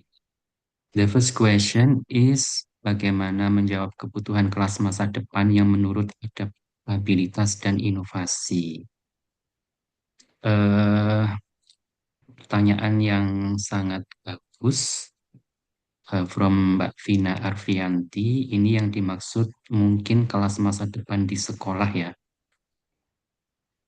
Kelas masa depan yang menuntut adaptabilitas dan inovasi. Ini yang dimaksud mungkin kelas-kelas pembelajaran di sekolah atau di universitas. Jadi kalau dihubungkan dengan hasil penelitian saya itu, nah penelitian saya itu talk about pedagogical learning based on the creativity. Pembelajaran pedagogik berbasis kreativitas. Jadi mengapa judul penelitian ini memilih pembelajaran pedagogical learning berbasis kreativitas? Karena berdasarkan background yang tadi sudah saya paparkan, menunjukkan bahwa kemampuan pedagogikal mahasiswa itu masih diidentifikasi masih belum maksimal, begitu nggih. Berdasarkan data yang tadi saya paparkan, bahwa beberapa lulusan PPG itu masih mengalami kegagalan ketika joining the test selection, yang mengalami kegagalan ketika tes seleksi guru. Itu salah satu komponen yang mengalami kegagalan adalah kompetensi pedagogik dibanding dengan kompetensi-kompetensi yang lain. Kan ada kepribadian, sosial, kemudian profesional, and pedagogical kompetensi. Nah itu. Sehingga penelitian saya mengambil judul pembelajaran pedagogik berbasis kreativitas gitu. Artinya pembelajaran pedagogik yang selama ini ditempuh selama mengikuti pendidikan profesi guru itu belum perlu ditingkatkan lagi ya dengan pendekatan kreativitas tadi, sehingga tadi menghasilkan empat langkah ya, 4 stage ya, mulai dari tahap inspiration, kemudian ideation, creation, and reflection gitu. Jadi harapannya dosen nanti ketika mengajar mata kuliah yang sifatnya pedagogik ini menggunakan 4 tahapan ini, gitu. Mulai tahap inspirasi, di mana dosen sebisa mungkin memberikan banyak inspirasi kepada mahasiswa, model-model, contoh-contoh pembelajaran yang bagus itu seperti apa, guru yang bagus itu seperti apa, kemudian ideation itu mahasiswa diajak menggali dan menciptakan ide, metode mengajar kreatif itu seperti apa gitu. Dengan suasana diskusi terbuka, kemudian creation, mahasiswa diminta merancang metode kreatif untuk pembelajaran. Kemudian dan refleksi itu mahasiswa diajak untuk mengevaluasi dan mengidentifikasi kekuatan dan kelemahan dari metode atau strategi atau model pembelajaran yang dirancang. Jadi 4 tahapan ini harapannya bisa digunakan oleh para dosen ketika mengadakan pembelajaran mata kuliah yang sifatnya pedagogik, sehingga harapannya nanti bisa berdampak implicated to pedagogical competency of student in reserved teacher education program, begitu harapannya. Sehingga dengan adanya pembelajaran pedagogik yang bersifat kreativitas ini, harapannya mahasiswa itu bisa menerapkan, bisa mendapatkan wawasan yang betul-betul melekat dan membekas dan bisa diterapkan pada kelas-kelas di sekolah saat pembelajaran.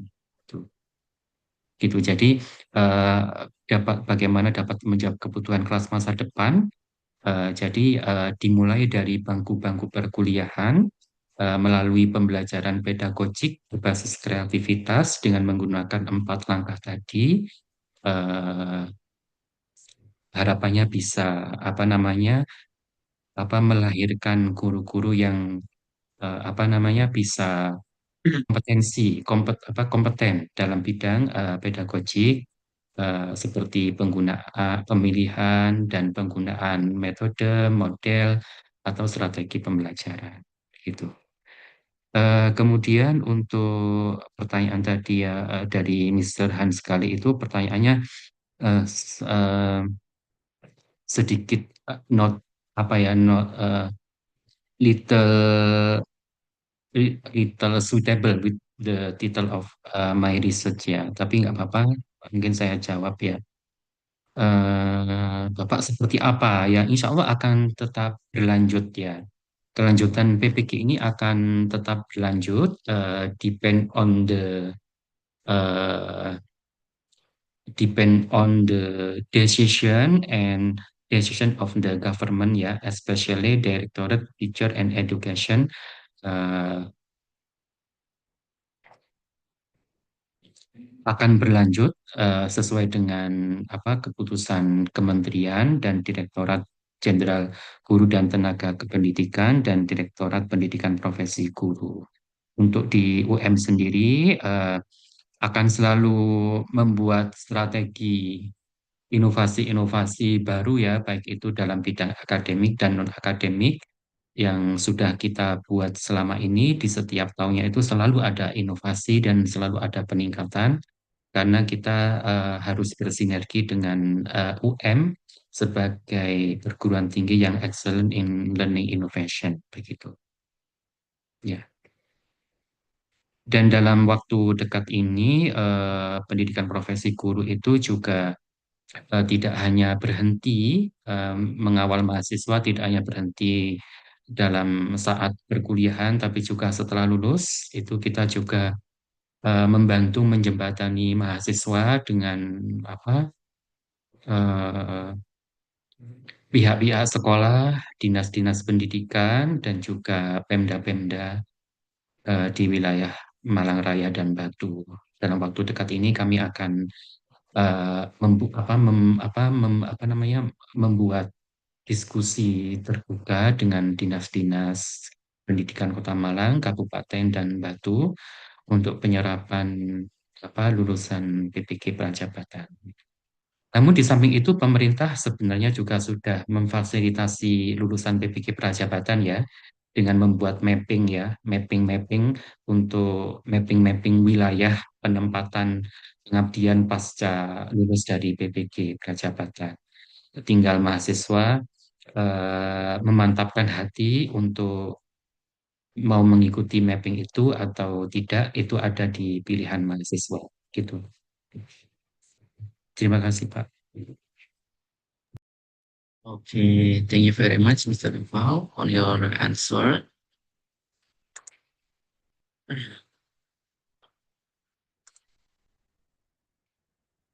Yang disampaikan Bapak Alvan, saya yakin untuk kompetensi abad 21 ini kita ketahui dengan porsi, salah satunya adalah creativity, bukan hanya kreativitas yang dituntut untuk dikuasai oleh statistik, tapi juga guru tentu harus memiliki kemampuan kreativitas di kelas dengan membangun berbagai macam suasana yang kreatif, kemudian menggunakan media-media pembelajaran yang kreatif. Kemudian untuk yang kedua, kaitan dengan PPG, tentu kami harapkan PPG ini terus bisa berlanjut dalam rangka untuk menciptakan fasilitasi calon guru-guru yang handal dan profesional kedepannya. Oke. Oke, Bapak Ibu yang ingin bertanya bisa raise hand, bisa menggunakan bahasa Indonesia atau bahasa Inggris, bisa secara langsung bertanya atau mengetikkan pertanyaan di chat box. Okay, we have one question, Mr. Afwan of Mrs. Lilies. Bagaimana strategi konkret yang dapat diterapkan guru agar kreativitas siswa tidak hanya muncul sesekali, tetapi tugas-tugas tertentu, tetapi benar-benar menjadi bagian dari proses berpikir kritis yang konsisten dan berkelanjutan dalam setiap tahapan pembelajaran.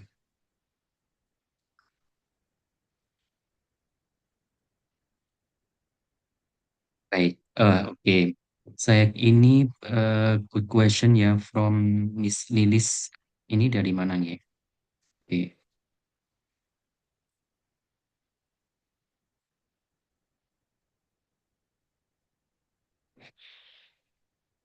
Nah, bagaimana strategi konkret yang dapat diterapkan guru? Oke. Nah, eh, jadi CTL ya ini, praktik CTL ya, CPL ya, Creativity Pedagogical Learning. Jadi sebenarnya artikel saya, penelitian saya itu tentang pembelajaran pedagogik eh, untuk mahasiswa PPG Prajabatan di perguruan tinggi ya sebenarnya. Tapi kalau kita lihat dari pertanyaan ini, sepertinya mengarah kepada pembelajaran siswa di sekolah ya. Nah, tentang bagaimana strategi konkret yang dapat diterapkan guru agar kreativitas siswa tidak hanya muncul sesekali saat tugas-tugas tertentu. Kalau sepertinya ini sedikit melenceng dari artikel saya ya, tapi nggak apa-apa saya jawab. Saya kira jawabannya juga jelas ya. Jadi kalau siswa mau kreatif, maka guru juga tidak boleh berhenti berinovasi. Gitu. Karena di sini pertanyaan, contoh konkret agar siswa itu tidak, kreativitasnya itu tidak berhenti ya. Jadi artinya terus apa namanya terasah, kan semakin tajam hari demi hari. Berarti guru harus berinovasi setiap hari, harus kreatif dalam pembelajaran. Memaksimalkan penggunaan model-model pembelajaran yang menstimulasi kreativitas kreativitas siswa. Nah, contoh misalnya, jadi hari pertama pakai problem based learning, hari kedua sudah tidak boleh lagi, hari ketiga hari kedua mungkin sudah pakai project based learning. Nah, ini project based learning ini juga salah satu model pembelajaran yang apa namanya yang dijadikan apa namanya pendekatan ya, dijadikan pendekatan harus digunakan dalam pembelajaran selama mahasiswa itu menempuh pendidikan profesi guru, bahkan mungkin di sekolah juga. Jadi project based learning ini kan identik dengan project ya, project. Jadi di mana project ini pasti akan guru harus bisa memilih project-project yang sesuai dengan kebutuhan siswa dan sesuai dengan karakteristik siswa. Nah, project ini bisa berupa kegiatan, bisa berupa kegiatan yang menghasilkan produk, bisa juga kegiatan yang tidak menghasilkan produk. Tapi mayoritas project pasti menghasilkan produk begitu. Nah, ini salah satu di samping project based learning juga banyak ya model-model pembelajaran. Ada active learning, cooperative learning, discovery, dan seterusnya. Nah, penggunaan model-model itu harus selalu dicoba oleh guru. Jadi tidak boleh berhenti berinovasi dan mencoba setiap model-model pembelajaran gitu. Setiap pertemuan itu selalu ada yang berbeda dari seorang guru itu. Termasuk di samping penggunaan model, pemanfaatan model, metode dan strategi juga bisa memaksimalkan pemanfaatan media pembelajaran. Mulai dari media apa namanya digital atau non digital, media yang sifatnya berbasis alam lingkungan sampai yang di dalam kelas. Nah, ini harus selalu dicoba setiap pertemuannya gitu. Setiap pertemuan itu harus selalu ada yang berbeda. Hari ini membawa eh, bisa untuk mengajarkan pecahan misalnya. Bisa konkret ya. Minggu depan apa namanya membawa mie instan untuk mengajarkan bagaimana prosedur membuat mie instan sehat untuk pelajaran bahasa Indonesia.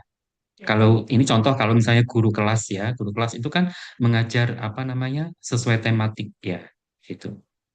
Minggu depan belajar di luar kelas ke kebun untuk belajar tentang apa namanya anggota-anggota tentang apa namanya tentang bunga, ada susunan bunga, mulai dari ada mahkota, butik, dan seterusnya. Jadi selalu ada, oh the next apa begitu, selalu gitu. Oh minggu depan bermain tradisional, main tradisional, permainan dakon misalnya untuk pelajaran menghitung dan seterusnya. Selalu ada yang berbeda walaupun itu kecil gitu. Jadi itu mungkin jawaban saya terlalu panjang ya Pak Dedi. Nah itu. Banyak apa selalu ada yang berbeda gitu. Ya.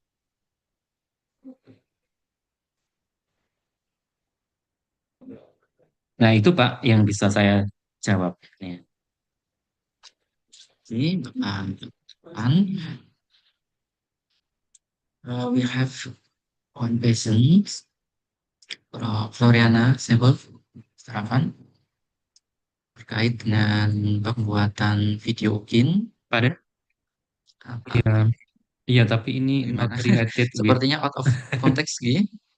Iya, sepertinya ini ya di luar ya konteks. Nanti bisa ditanyakan ya di luar ada forum konteks. ini Tetapi terkait dengan pin.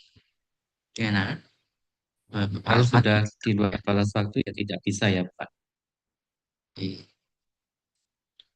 oke, tidak bisa. Eh, eh, Ibu Floriana, saya mau sudah ada ketentuan masing-masing. Okay, we Bukan have begitu. another question, Mr. Muhammad from Mrs. Inta.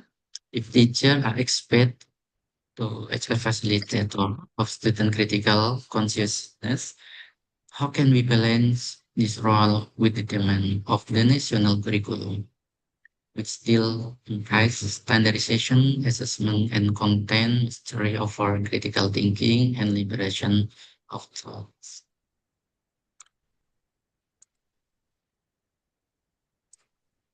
Oke. Oke, give me time Pak ya to understand this question. Oke.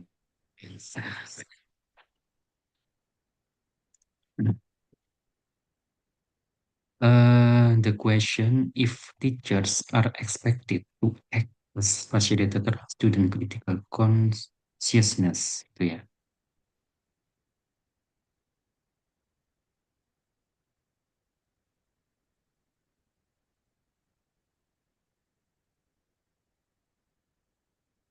Oke, jadi ini sepertinya Bu Sinta ini sepertinya mengalami keresahan gitu ya.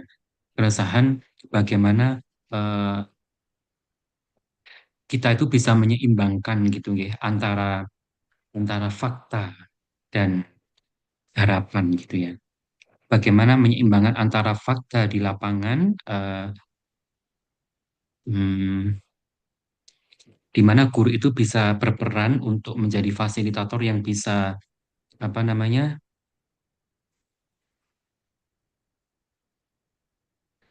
bisa meningkatkan kemampuan berpikir kritis siswa, sementara di sana masih ada tuntutan dari kurikulum nasional yang menekankan standarisasi, penilaian, penguasaan materi, daripada berpikir kritis dan kebebasan berpikir gitu ya. Maksudnya, oh kenapa kok kita dituntut untuk membantu meningkatkan kemampuan berpikir kritis siswa dan siswa juga diharapkan bisa belajar secara merdeka. Tapi di sana masih ada tuntutan kurikulum ya, mulai dari penilaian, kemudian materi pembelajaran, sampai capaian-capaian pembelajaran itu masih ada peraturan-peraturan itu. Nah, mungkin eh, mungkin beberapa guru memang merasa seperti itu, tapi sebenarnya namanya pembelajaran ataupun kegiatan apapun pasti membutuhkan panduan.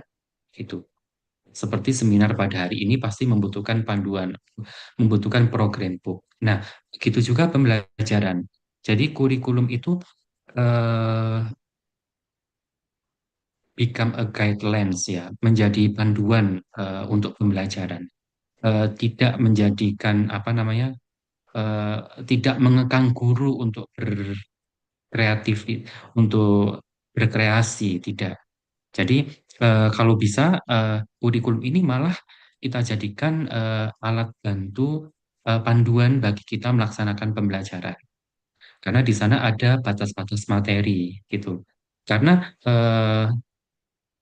pembatasan materi itu pun, ini contoh ya, yang pembatasan materi itu pun juga digunakan untuk memberikan batas yang menyesuaikan dengan kebutuhan siswa dan karakteristik siswa. Karena materi pelajaran antara siswa SD, SMP, SMA pasti berbeda gitu. Kalau tidak ada kurikulum, eh, tidak ada panduan gitu, maka guru juga akan bingung mau mengajar materi apa. Itu nggak cocok untuk siswa gitu. Mau mengajar apa namanya pembagian, apa ngajar pembagian dulu, padahal apa namanya pengurangan belum diajarkan gitu. Mau mau mengajarkan apa namanya perkalian dulu, padahal penjumlahan belum diajarkan. Nah, urutan-urutan materi ini kan ditata dalam kurikulum, sehingga kurikulum itu sifatnya membantu, menjadi panduan bagi kita, gitu. Bukan untuk mengekang kita dalam berkreasi dan berinovasi, gitu. Jadi sebagai panduan supaya pembelajaran ini terarah, gitu, dan terukur keberhasilannya, gitu. Nah, tugas guru kita harus bisa apa namanya berinovasi dan berkreasi tadi berdasarkan apa namanya panduan kurikulum, materi-materinya apa, kemudian tujuan pembelajarannya apa. Nah, ini kurikulum perannya di situ. Jadi bukan untuk mengekang guru gitu. Kemudian untuk itu saya kira ya, Pak Dedi. Jadi sekali lagi kurikulum itu bukan berarti untuk mengekang, gitu, tapi untuk memberikan panduan dalam pembelajaran. Untuk apa namanya peningkatan kemampuan berpikir kritis dan kemerdekaan belajar itu tergantung guru. Contoh kemerdekaan belajar. Nah, maka guru harus bisa yang seperti yang saya sampaikan tadi, bisa memaksimalkan segala metode, model, strategi pembelajaran gitu. Eh, dan apa namanya berkreasi dalam penggunaan media yang beragam seperti yang saya jelaskan tadi, sehingga siswa tidak terkekang dalam belajar gitu. Eh, Guru hanya di sini bisa menjadi sebisa mungkin menjadi fasilitator, kan apa namanya bukan guru yang apa namanya selalu memberi instruksi gitu ya, selalu menggunakan ceramah, tapi mengarahkan siswa gitu, memberikan pilihan-pilihan kepada siswa berdasarkan diferensiasinya gitu. Yang ingin belajar di mengerjakan tugas di dalam kelas boleh, yang mengerjakan tugas di luar kelas boleh, di bawah pohon boleh, monggo silahkan. Nanti Bapak Ibu guru akan memberikan aba-aba ketika saatnya kembali ke dalam kelas untuk refleksi, untuk penyampaian jawaban dan refleksi begitu, gitu. Sehingga siswa ketika ada pilihan-pilihan seperti itu akan terbuka pikiran dan idenya gitu. Sehingga kemampuan berpikir kreatif dan kritisnya apa namanya bisa tersupport dengan baik gitu. Iya.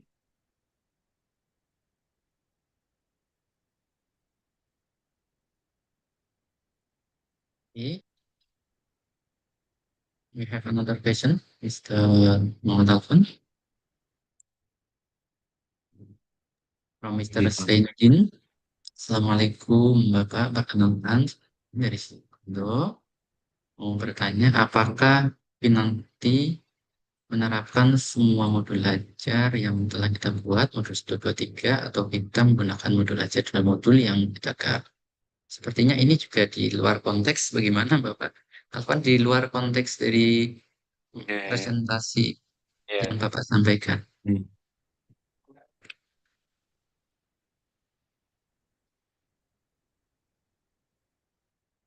Jadi ya belum kita jawab Pak, nggak apa-apa. Jadi modul ajar itu bisa menggunakan modul ajar yang dipakai selama kuliah atau membuat modul ajar khusus yang memang disiapkan untuk ujian.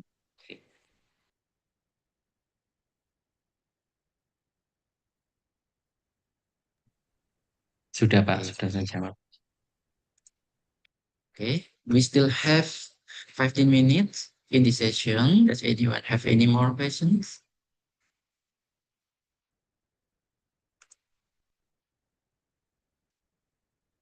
Tunggu, masih ada 15 menit tersisa.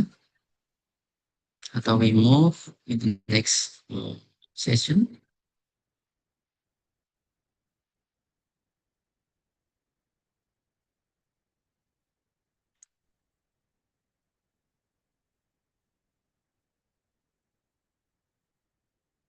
Next, Mr. Alvan. I think Ya Pak, likely there is no question again. Alhamdulillah Pak. okay. Thank you to everyone for your engaging question and active participation. And ladies and gentlemen, before we close this sessions, we have now come to a special moment, the awarding of a certificate of appreciation to our esteemed speaker who have shared such insightful knowledge and valuable perspective with us today. On behalf of the organizing committees and all participants, we would like to express our deepest gratitude to Mr. Dr. Muhammad Alfan for their Thank you Pak. outstanding presentation and contribution to this session. As a token of appreciation, we are honored to present the certificate of appreciation, which we will now share virtually. Please share certificates.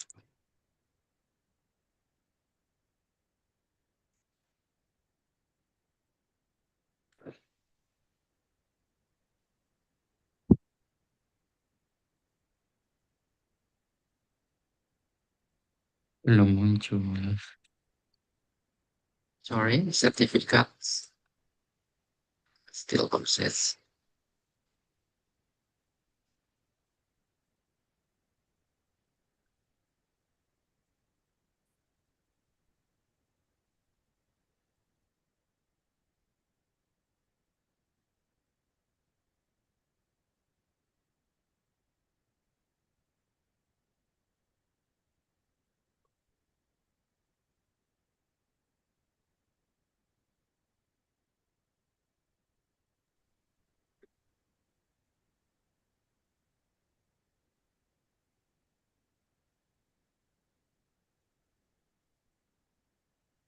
Where is my certificate, Bu Shirley? Yeah, Sorry, I guess file there is still a technical process. problems, yeah. So actually it has been screen shared now. Now this one. Okay, once again, thank Yeah. you very Thank you, much, Miss. and we Thank you, wish Pak you Dedi. continued success and good health, and give applause to Mr. Dr. Muhammad Alfan MPD for our Yeah. presentation today. Okay, ladies and gentlemen, we have just listened to an inspiring presentation on creativity and pedagogical learning for pre-service teacher education. The presentation has clearly shown us that creativity is not merely a supplement, but a key element in the future of teacher education. As we come to the close of the session, I would like to express our felt gratitude to our speaker, Mr. Dr. Muhammad Alfa, for their valuable contribution, and to all participants for your attention and thoughtful patience. Your presence and engagement today truly reflects the global commitment to advance knowledge and collaboration in education. We encourage you to stay connected with us for the upcoming seasons. Thank you, and I will return to the MC, Mr. Shirley. Wassalamualaikum warahmatullahi wabarakatuh. Sampai to Mrs. Shirley. Yeah, Waalaikumsalam warahmatullahi wabarakatuh. Thank you so much, Pak Dedi Prestiadi and also Pak Alfan for a very great sessions. Okay, ladies and gentlemen, now we come to our third plenary sessions.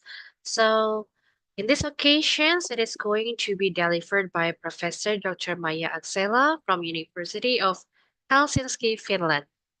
Prof. Dr. Maya Axela, over to you.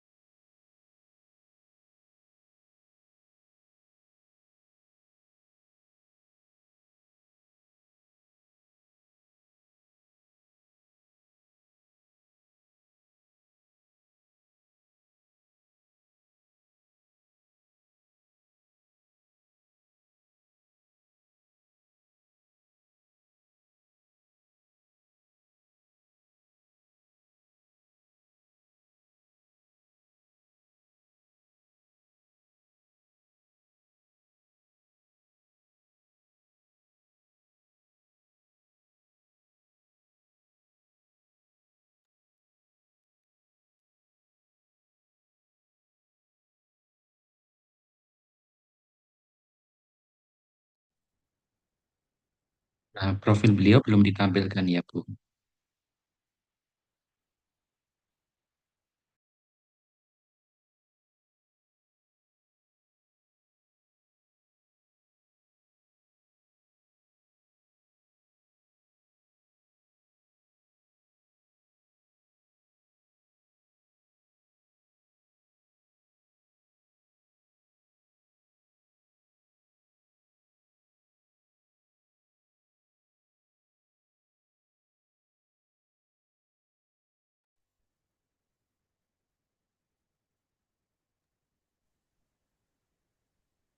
Okay, Bapak and Ibu, sorry for the technical problem. So, because we have kinds of technical problems here, so you may have short breaks before we start to the next plenary sessions. Thank you.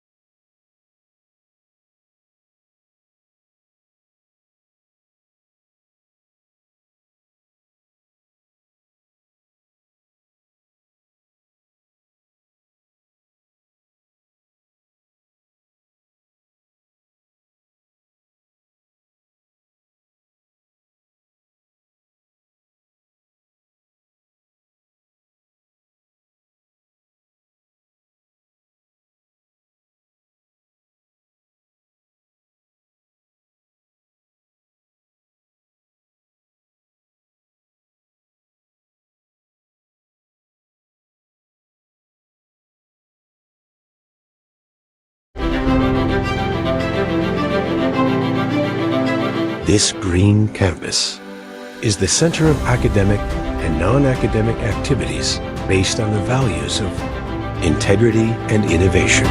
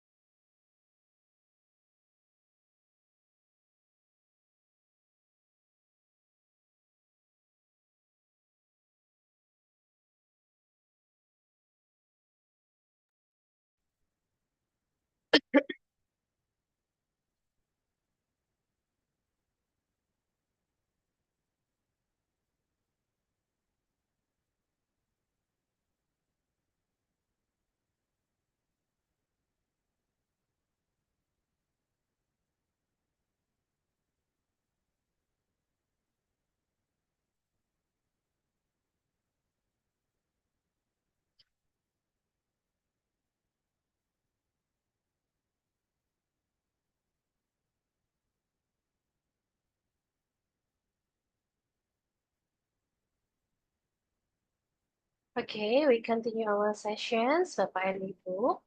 So the next speaker is Professor Dr. Maya Aksela. So she comes from Department of Chemistry, University of Helsinki, Finland.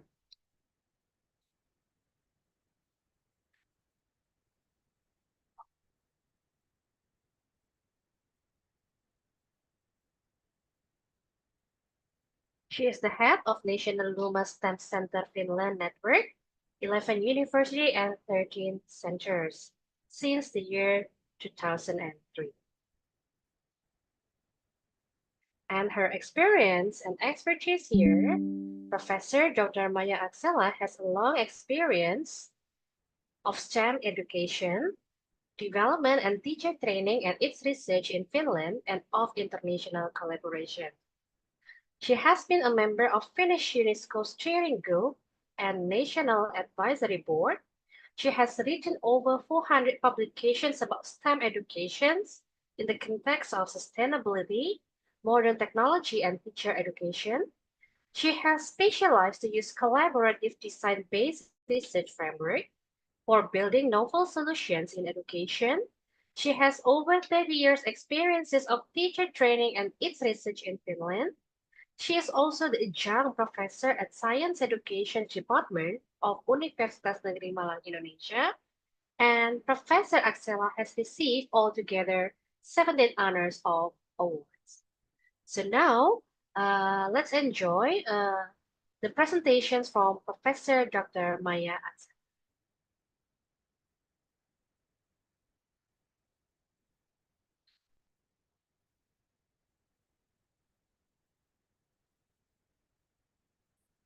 Good afternoon. Selamat siang. Warm greetings from Finland. I'm Maija Aksela from University of Helsinki, and it's my pleasure to share some thoughts about topic teachers as future makers towards sustainable future. I'm a adjunct professor in science education at University of Negeri Malang.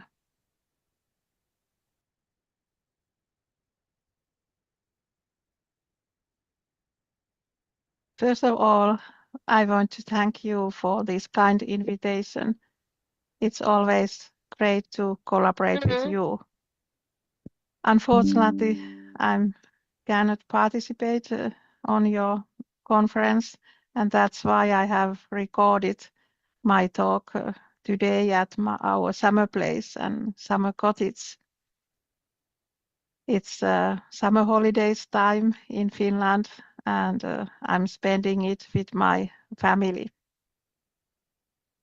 I hope that you get a lot of questions after this my talk, and you can share them through email or WhatsApp, and I try to answer for them as soon as possible.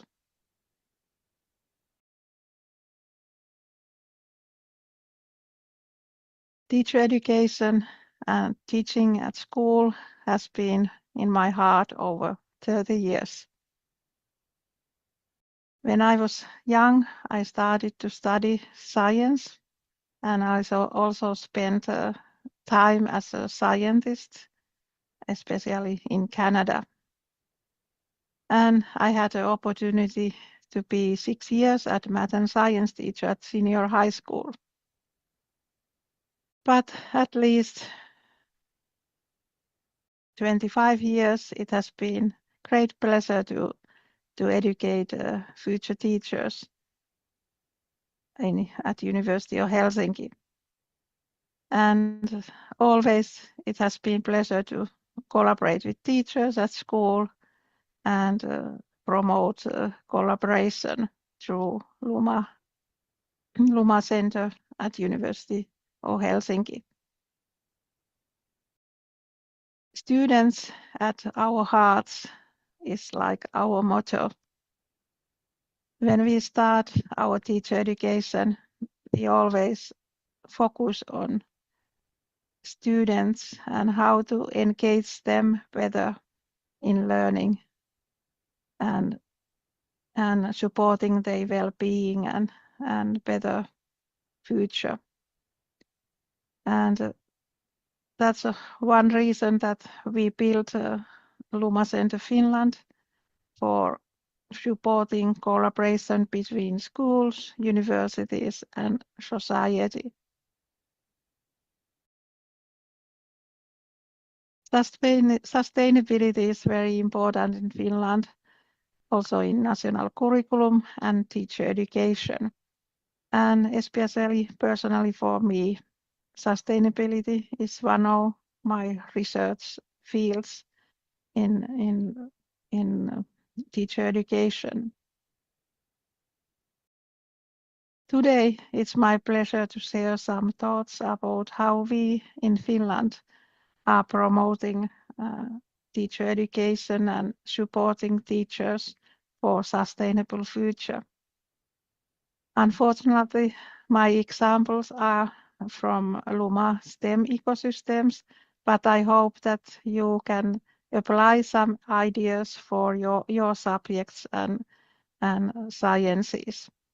All subjects and sciences are important for sustainable future.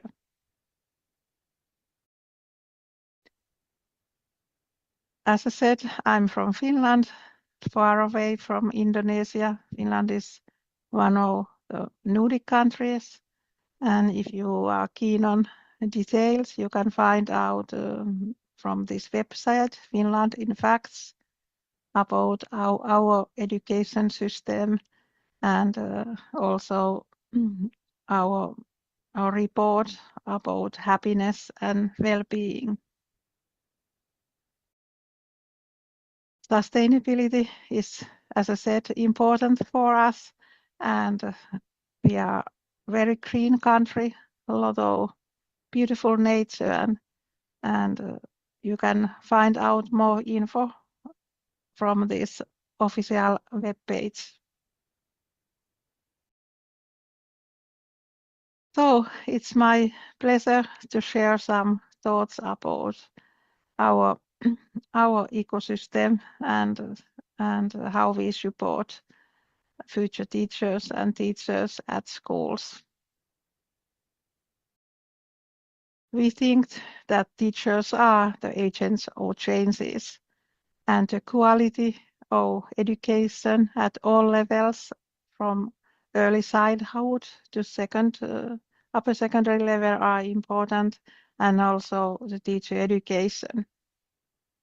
There are all these 17 different important development goals, and there are a lot of things to think about in teacher education, how to promote these goals. You can find out different definitions for key competencies for sustainable future. Here is one good report from OECD, and there are mentioned many competencies that we need in future, and all these competencies are supported by knowledge, skills, attitudes, and values.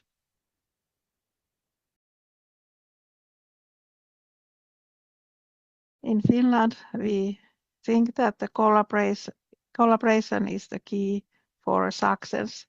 And when we are collaborating with each others, we are learning from each others and supporting our competencies.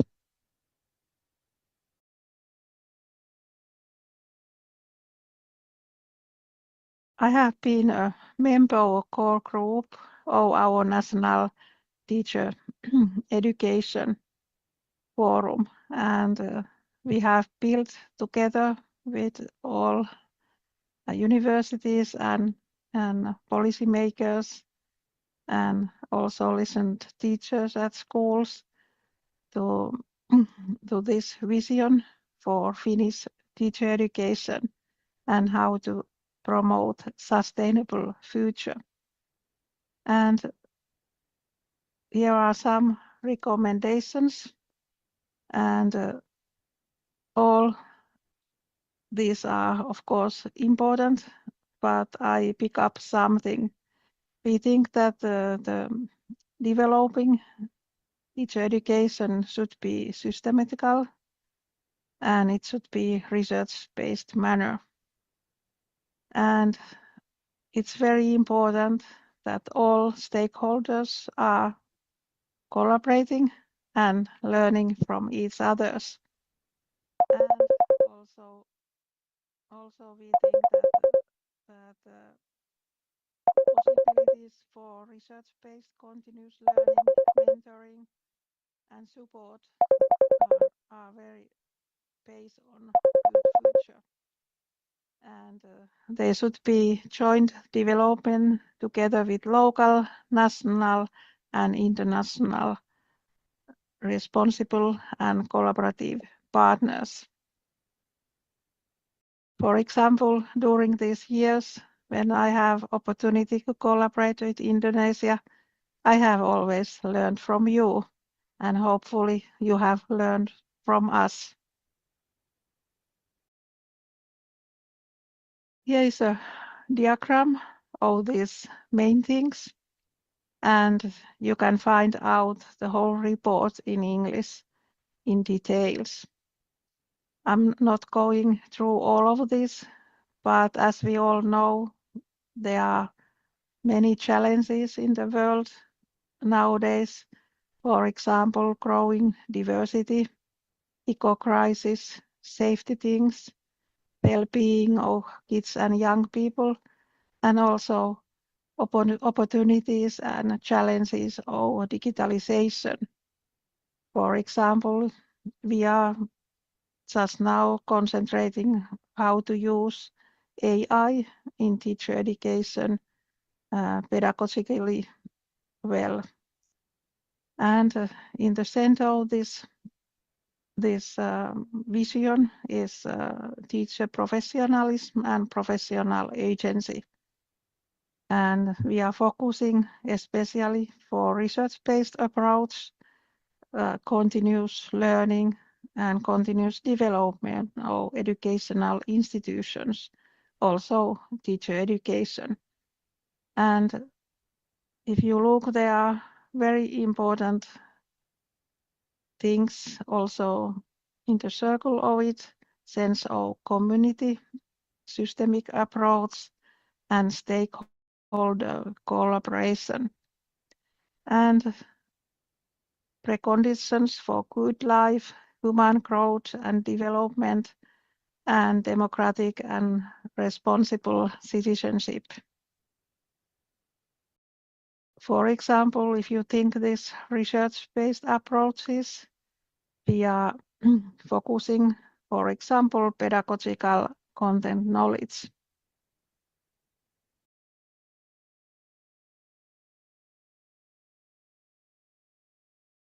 Here is some strengths of Finnish teachers. Finnish teachers are highly educated and competent. They have all master's degree from university, and we have a lot of trust for our teachers, and they have a lot of autonomy to decide how they teach subjects. Of course, we have a national core curriculum, and this local curricula also guides teachers in making pedagogical decisions and share the equality and equity of students across the nations.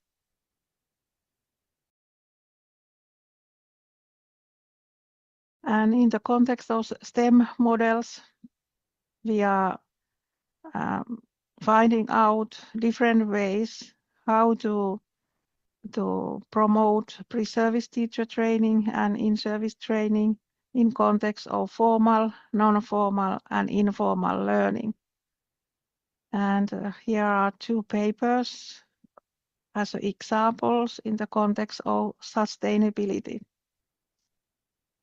For example, this paper, Teachers' Agency as Using Students' Questions in Climate Change Education, is international projects where teachers around the world are finding ways how to listen students and how to use students' questions in climate change education. I built about 25 years ago the unit of chemistry teacher education at the Department of Chemistry at Faculty of Science at University of Helsinki. And here you can find out what kind of things we are pointing out for teachers and teacher education in food. Of course, the subject and science as chemistry is important and it's research, but also this sustainability thinking and how to use modern technology. So we think that research in chemistry learning and teaching and in chemistry should be in balance in teacher education and collaboration between teachers, scientists, and society. We built 16 years ago this kind of Luma Lab Cuddling. It's like research, education, and outreach hub to support collaboration between universities, schools, and society. And we are trying to find out together with teachers and scientists new pedagogical innovations and materials how to support sustainability. For example, about informal learning, we have built different kind of TikTok videos about new science, and also teachers feel that they are also good for they in-service training, and they are using them a lot at school as one examples how new science is working and how kind of solutions for sustainability has been built.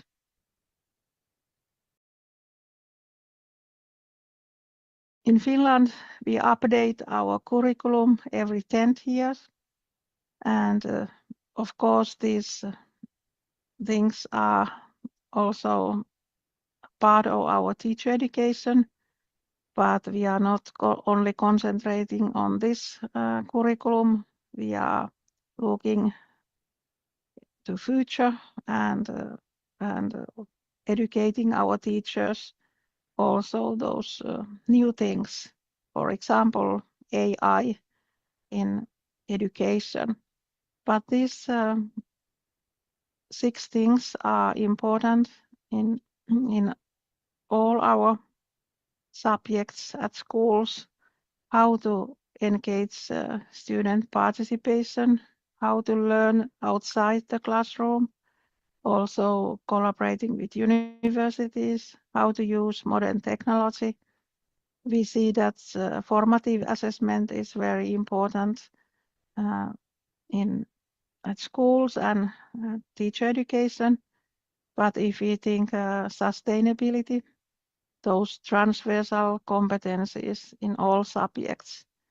And we are encouraging teachers at school to build also multidisciplinary learning modules of subjects, for example, STEAM approach, so that the A is all sciences or art. And here is also a diagram about those transversal competencies that are important in teacher education and teaching at schools.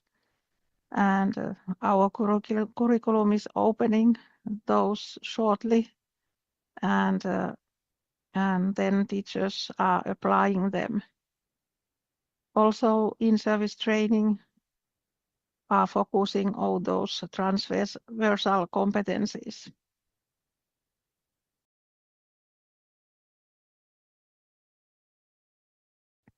If you think about the upper secondary education, there is these transversal competencies, and sustainability is the red line in our curriculum. And we think that also close collaboration with higher education institutions is very important for schools at every level. And there should be, of course, teaching in different subjects, but also integrated courses.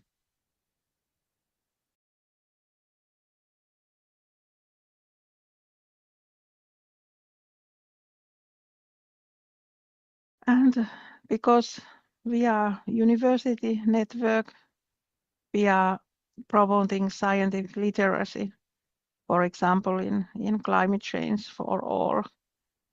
Not only the new scientific knowledge, but also how science is doing inquiry, what kind of methods have been used, how we know the quality of air or quality of water and so on, and also opening scientific thinking. What kind of questions are studied, or how those ethical and moral questions are part of scientific thinking.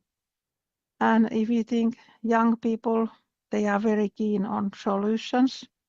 We are trying to opening how science, technology, and society are collaborating, and also what kind of careers those young people can have in future, and opening opportunities.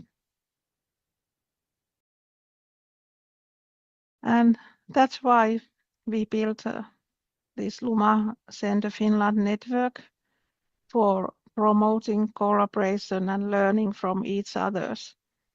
So I was building the first Luma Center at University Helsinki 21 years ago for promoting collaboration between universities and the teacher education and schools and society, for example, companies.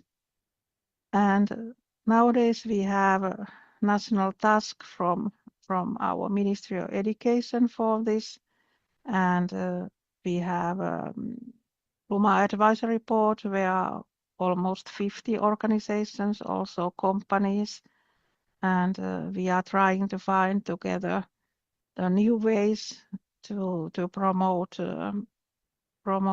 STEM education. And because we are a small country, we are trust on collaboration, and our motto is together we are more. So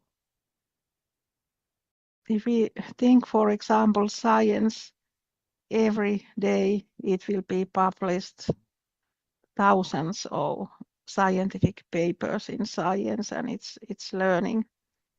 And how teachers can get all this information, and how also universities can learn from teachers, not up to down, more like down to up. And in Finland, we think that it's very important to listen to teachers, but also for us it's important that all teacher education and collaboration is research-based or evidence-based. So we have built this kind of Luma STEM ecosystem that we are collaborating more together and trying to find out novel ways how to support national curriculum development and also integrated science education. And also we have trying to find out how those non-formal and informal opportunities can support teacher education and also learning of makers of future. And Luma means natural sciences and mathematics, but the A in Luma word, we say that it's like all sciences, all subjects. And we think that we should start this kind of collaboration as early as possible, also from kindergarten, and collaborating with families. And these kind of novel opportunities are integrated mainly to our teacher education. So what are we doing? We are developing research-based solutions for teaching STEM subjects. We are support the work of teachers and their continuous learning, and we are inspiring children and youth towards studying these fields, and also having them as their hobbies. We have a lot of science clubs and science camps, And we have also find out the ways how they can support teachers' continuous learning.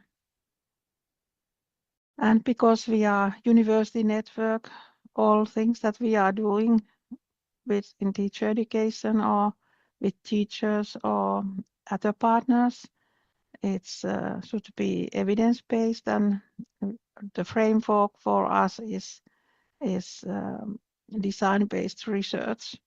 So when we are building together novel innovations and try to promote sustainability, we are collaborating with teachers and partners and using the newest research in science and learning. And just we published our report, and in this report we have opened also how we use these virtual models to support teachers' important work, and we are trying to find out ways that how to every corner and cape in Finland are equal in this field. You can find out this report from this webpage. It's also English.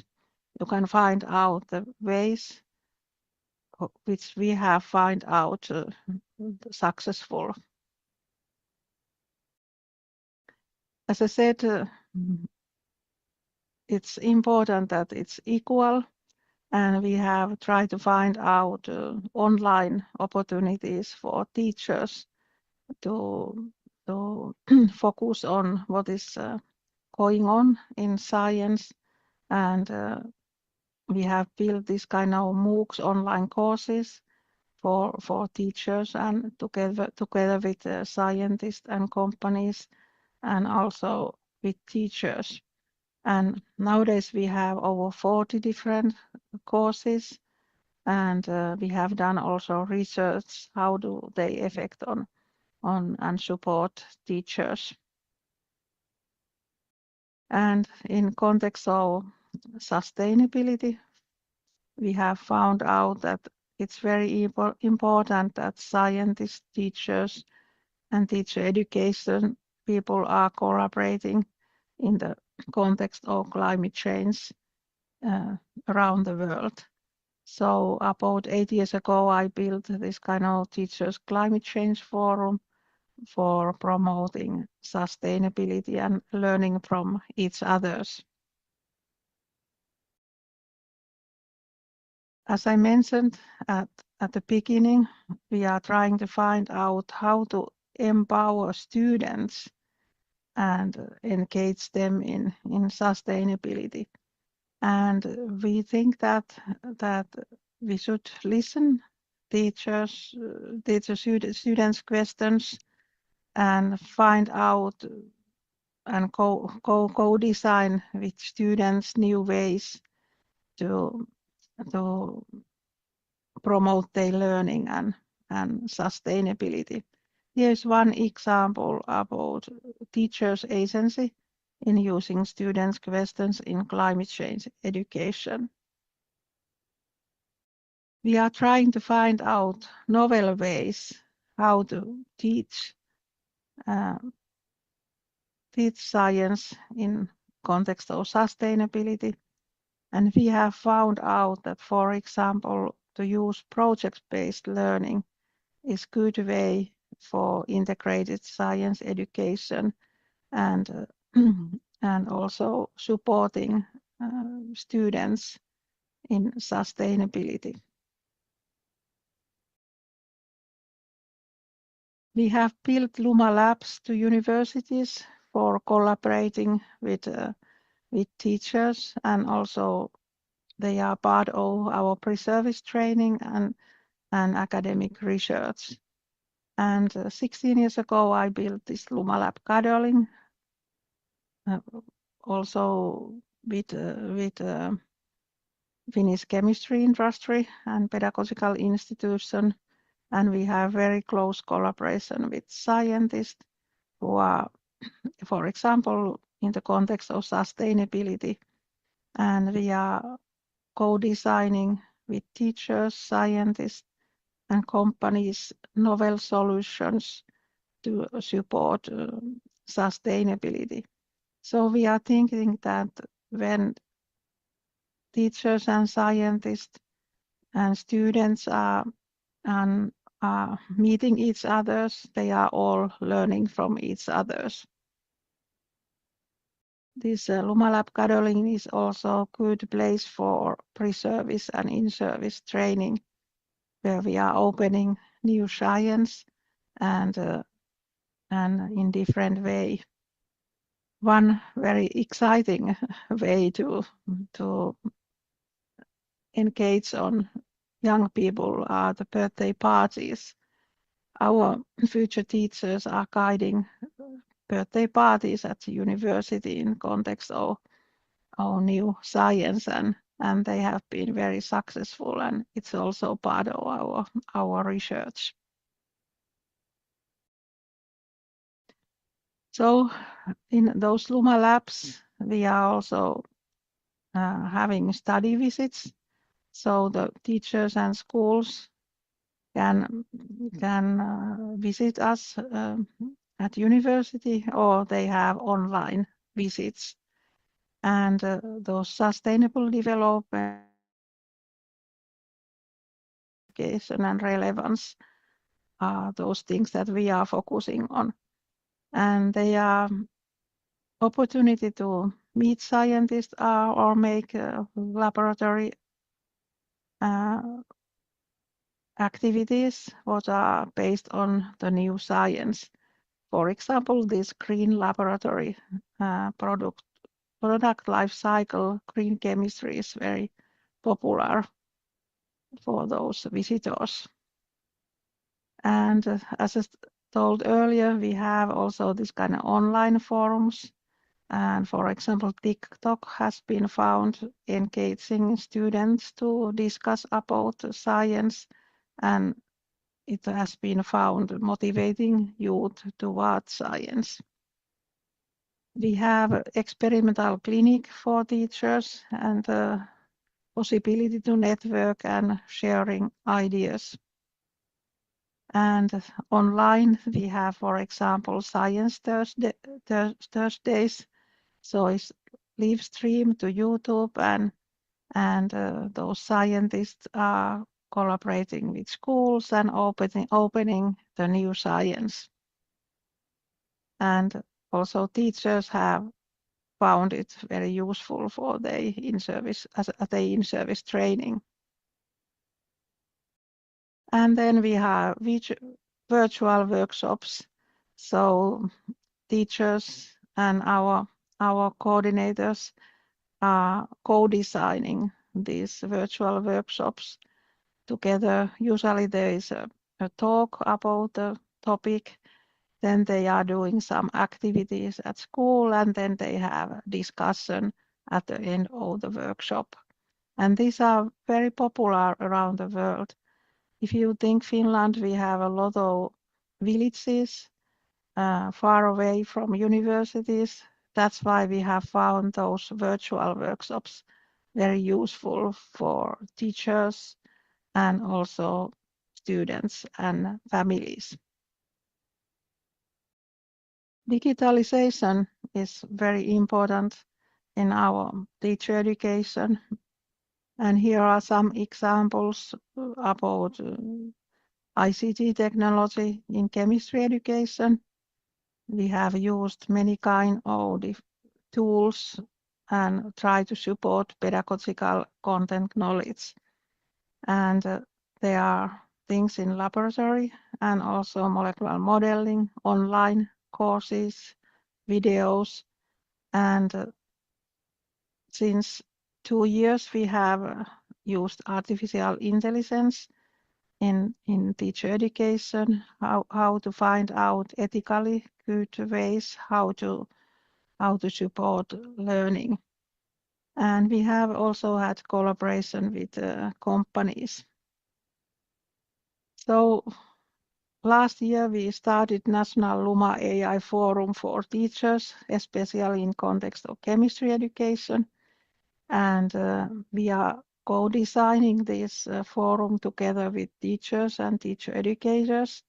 And we are especially pointing out this pedagogical content knowledge, that how to AI can be useful for teachers designing they teaching or they assessment. And we have had once a month this kind of online forum with teachers, and our role has been open the newest research in the field and then teachers are trying those new ways at school, and then they are sharing they learning with other teachers. We have also recorded those meetings, and teachers can use them also later on. So it's one way of this collaboration that we are also learning from teachers at the university, and hopefully teachers are learning from us. And this is one example of successful collaboration with teachers and teacher education. And as I mentioned, that it's important in Finland that we are collaboration also in companies. It's part of our curriculum, and we are trying to find out novel ways how to support teaching. And here is one master's thesis of my students. We were collaborating with Nokia company in Finland and trying to find out this kind of immersive videos, how to use them at school, and the results are very successful. It looks like that it's giving novel ways how to support learning and in the context of sustainability. We have also some international programs. Very popular has been Starti Luma program in the context of project-based learning. So it's like a STEAM approach that all subjects, all sciences can collaborate together. And over 70 countries has collaborated with us. And we have published those good examples in Material Bank, and you can find out them from the web. They are 3 minutes videos, and they are learning diaries around the world. And they are good examples for teachers and also used in teacher education.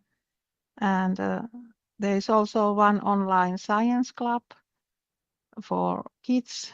It's in English and it's free of charge, and you can apply it in your teaching and teacher education.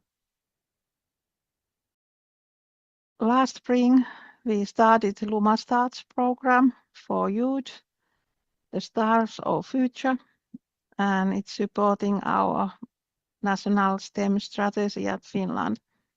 And we are co-designing this program together with those young students, and they had the opportunity to collaborate with scientists and also spend a few days during summertime at real authentic research groups.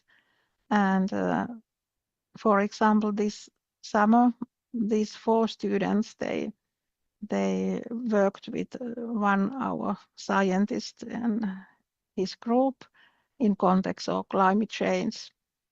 And we are trying to find out novel ways how we can listen and engage students better in science, listening their voices, their hopes and their questions.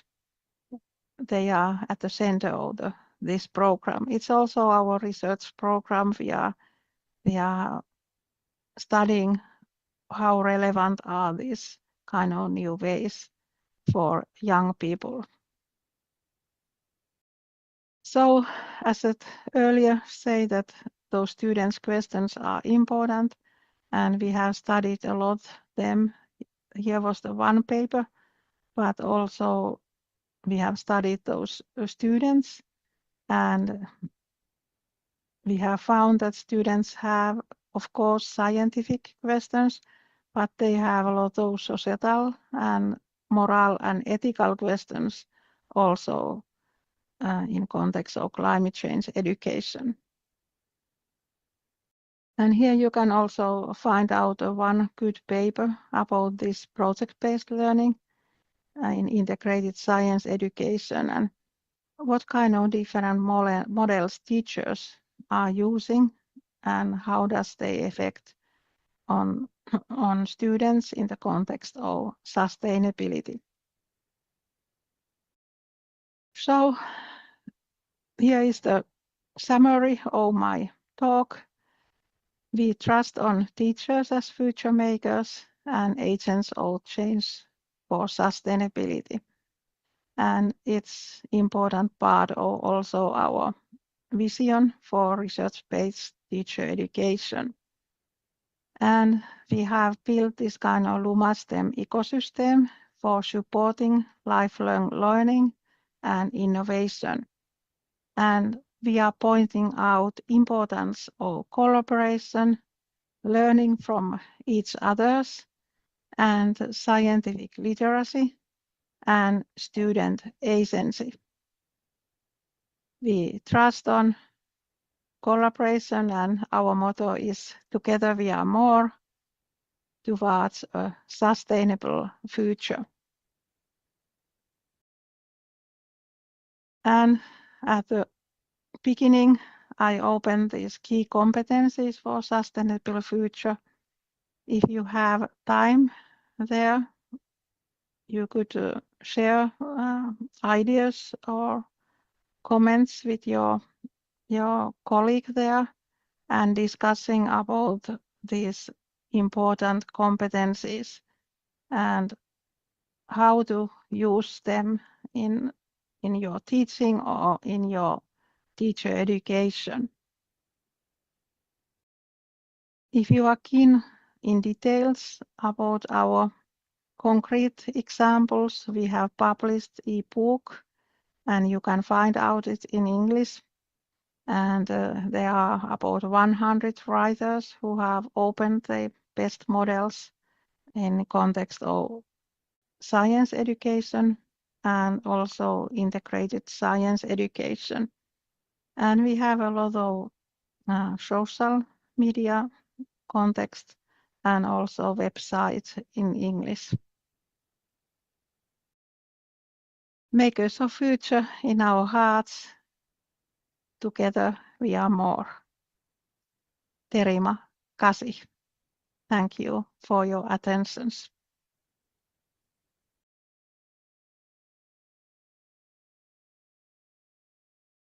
Bye-bye.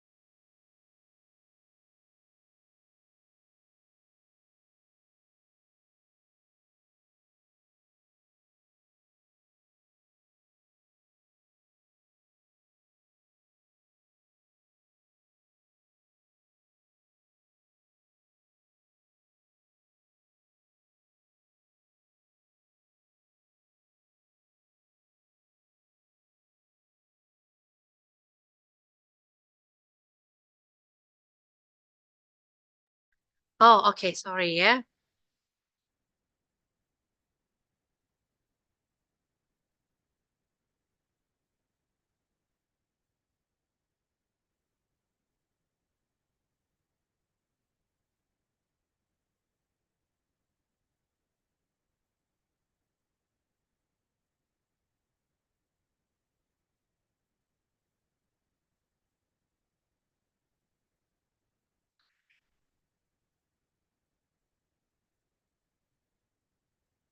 Okay, Bapak Ibu, so that's the end of the third plenary sessions by Professor Maya Axela from Luma. Yeah. So by the end of this session, so it's done for the plenary sessions, and as a certificate of appreciation, so this one is from Prof. Maya Axela. Okay. Bapak Ibu, so the next sessions will be break. So you can have a break up to 12:30 before we start the parallel presentations. Don't forget to come to your breakout rooms at 12:30, and we are going to send you the attendance at 12:30. Okay? So that's the end of our plenary sessions today, and see you again at 12:30 in parallel presentation. Thank you.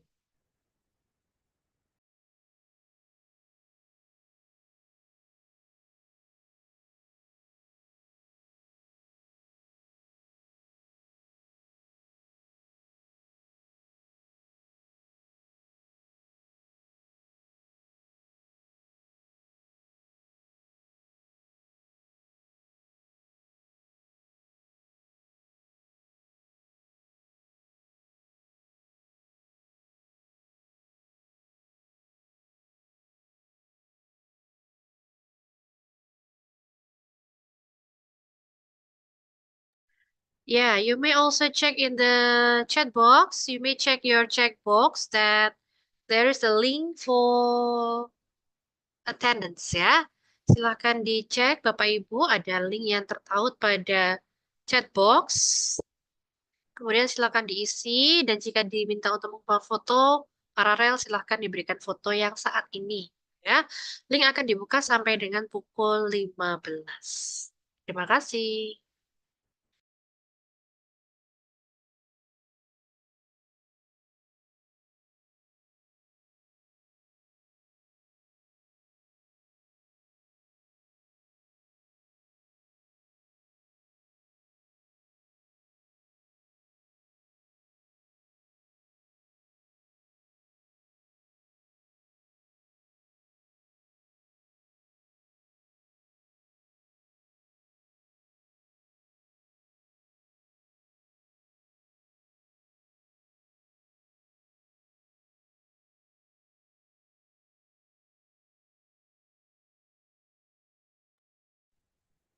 Bapak Ibu, are you still here?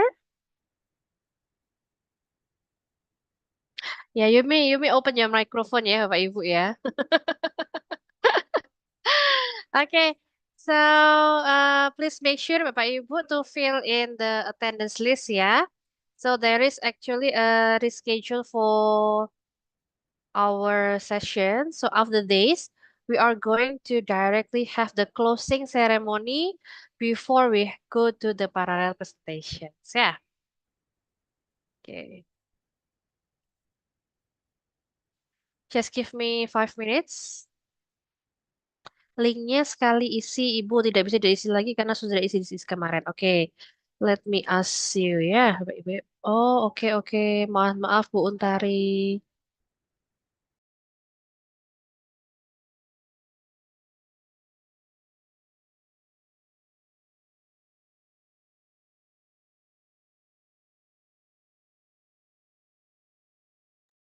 Link absen silakan dilihat di chat box ya, Bapak Ibu.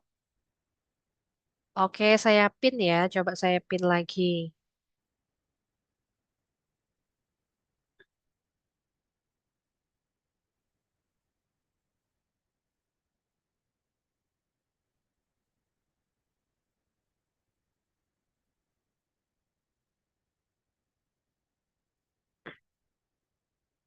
Silakan dicoba ya, Bapak Ibu yang belum bisa absen.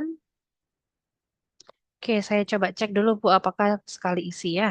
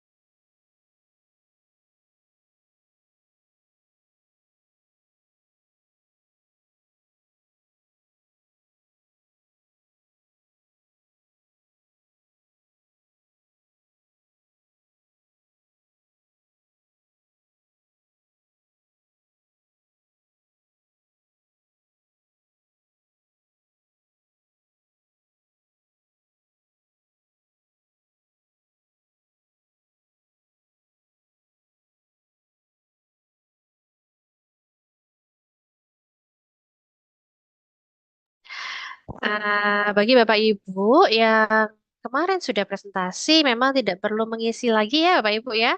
Jadi pastikan sudah mengisi salah satu. Ini apa ini? Bit UM ICT Part.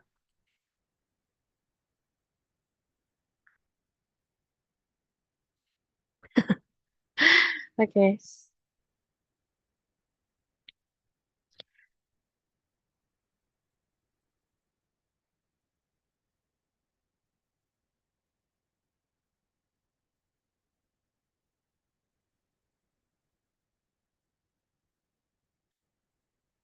Okay, Bapak Ibu, ladies and gentlemen, distinguished guests, presenters, and participants, good morning and welcome to the closing ceremony of the ICITEP 2025, hosted by Teacher Professional Education Study Program, Credit School Universitas Negeri Malang.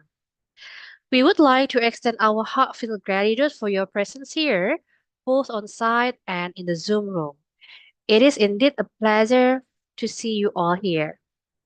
Before we close the sessions, let's have the closing remark by the chairperson of ICTEP 2025, Bapak Dudung Ma'ruf Nuris, SPD, MPD, PhD. Time is yours.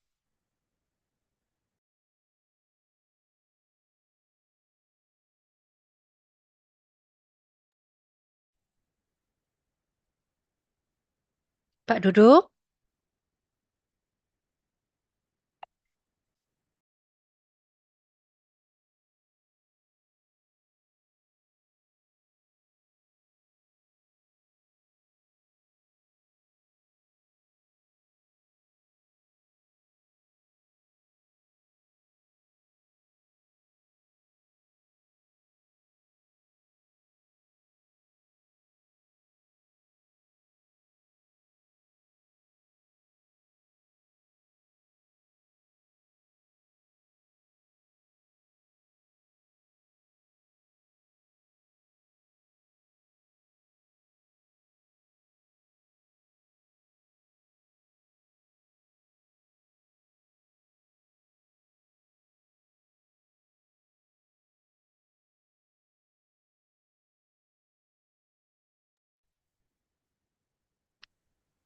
Okay, I would like to repeat again, Bapak Ibu.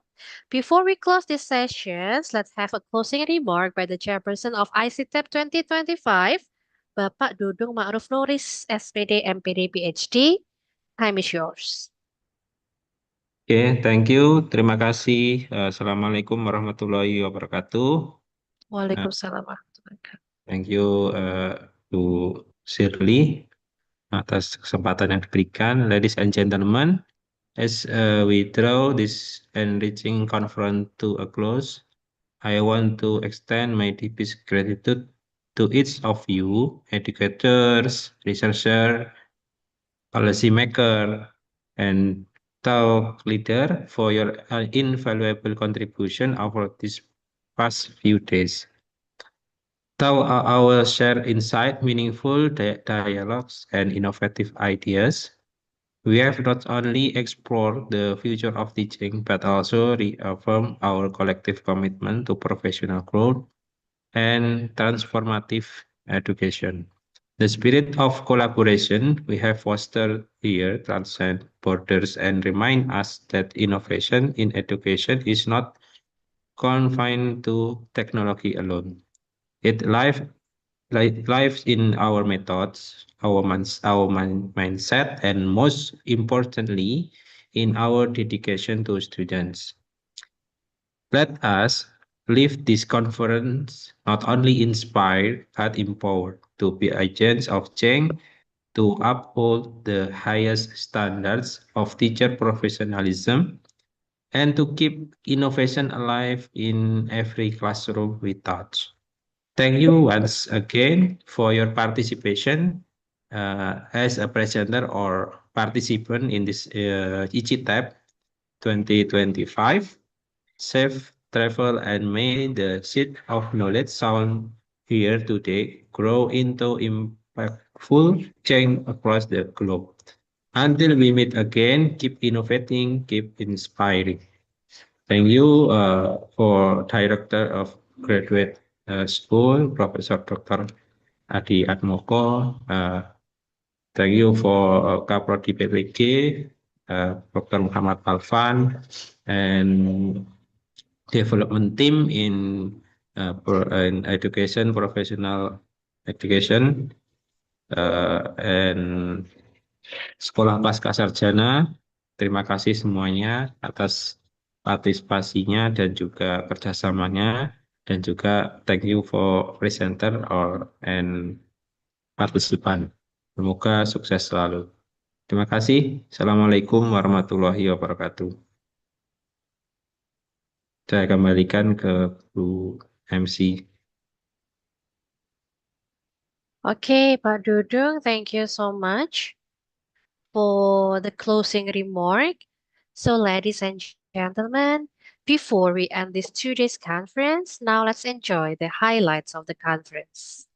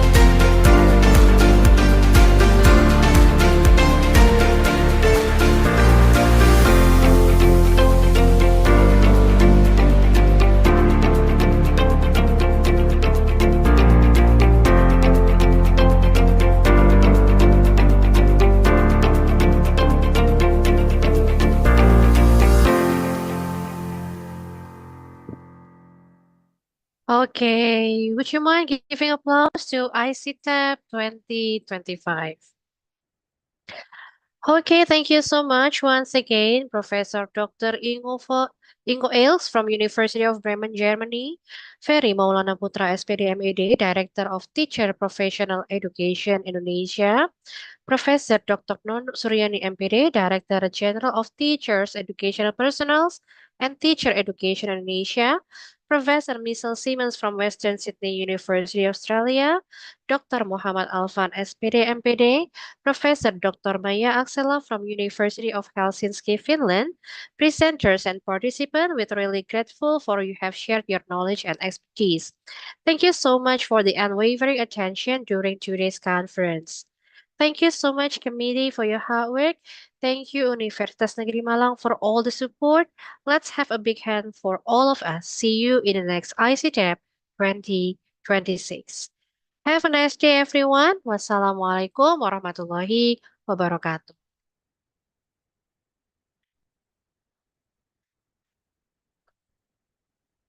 Baik, Bapak Ibu, berikutnya adalah istirahat ya. Nanti kita lanjutkan lagi pukul 12.30 dengan sesi paralel. Terima kasih.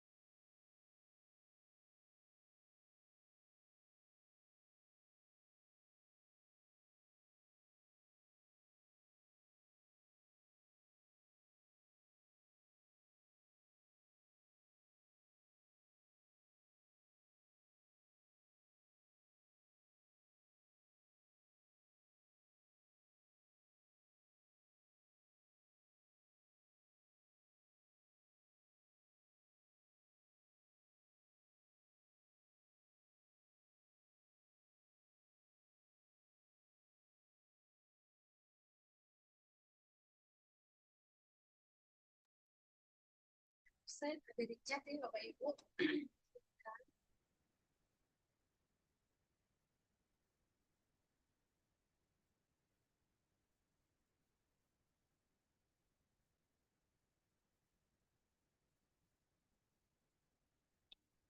Silakan Bapak Ibu, saya up lagi untuk link absennya.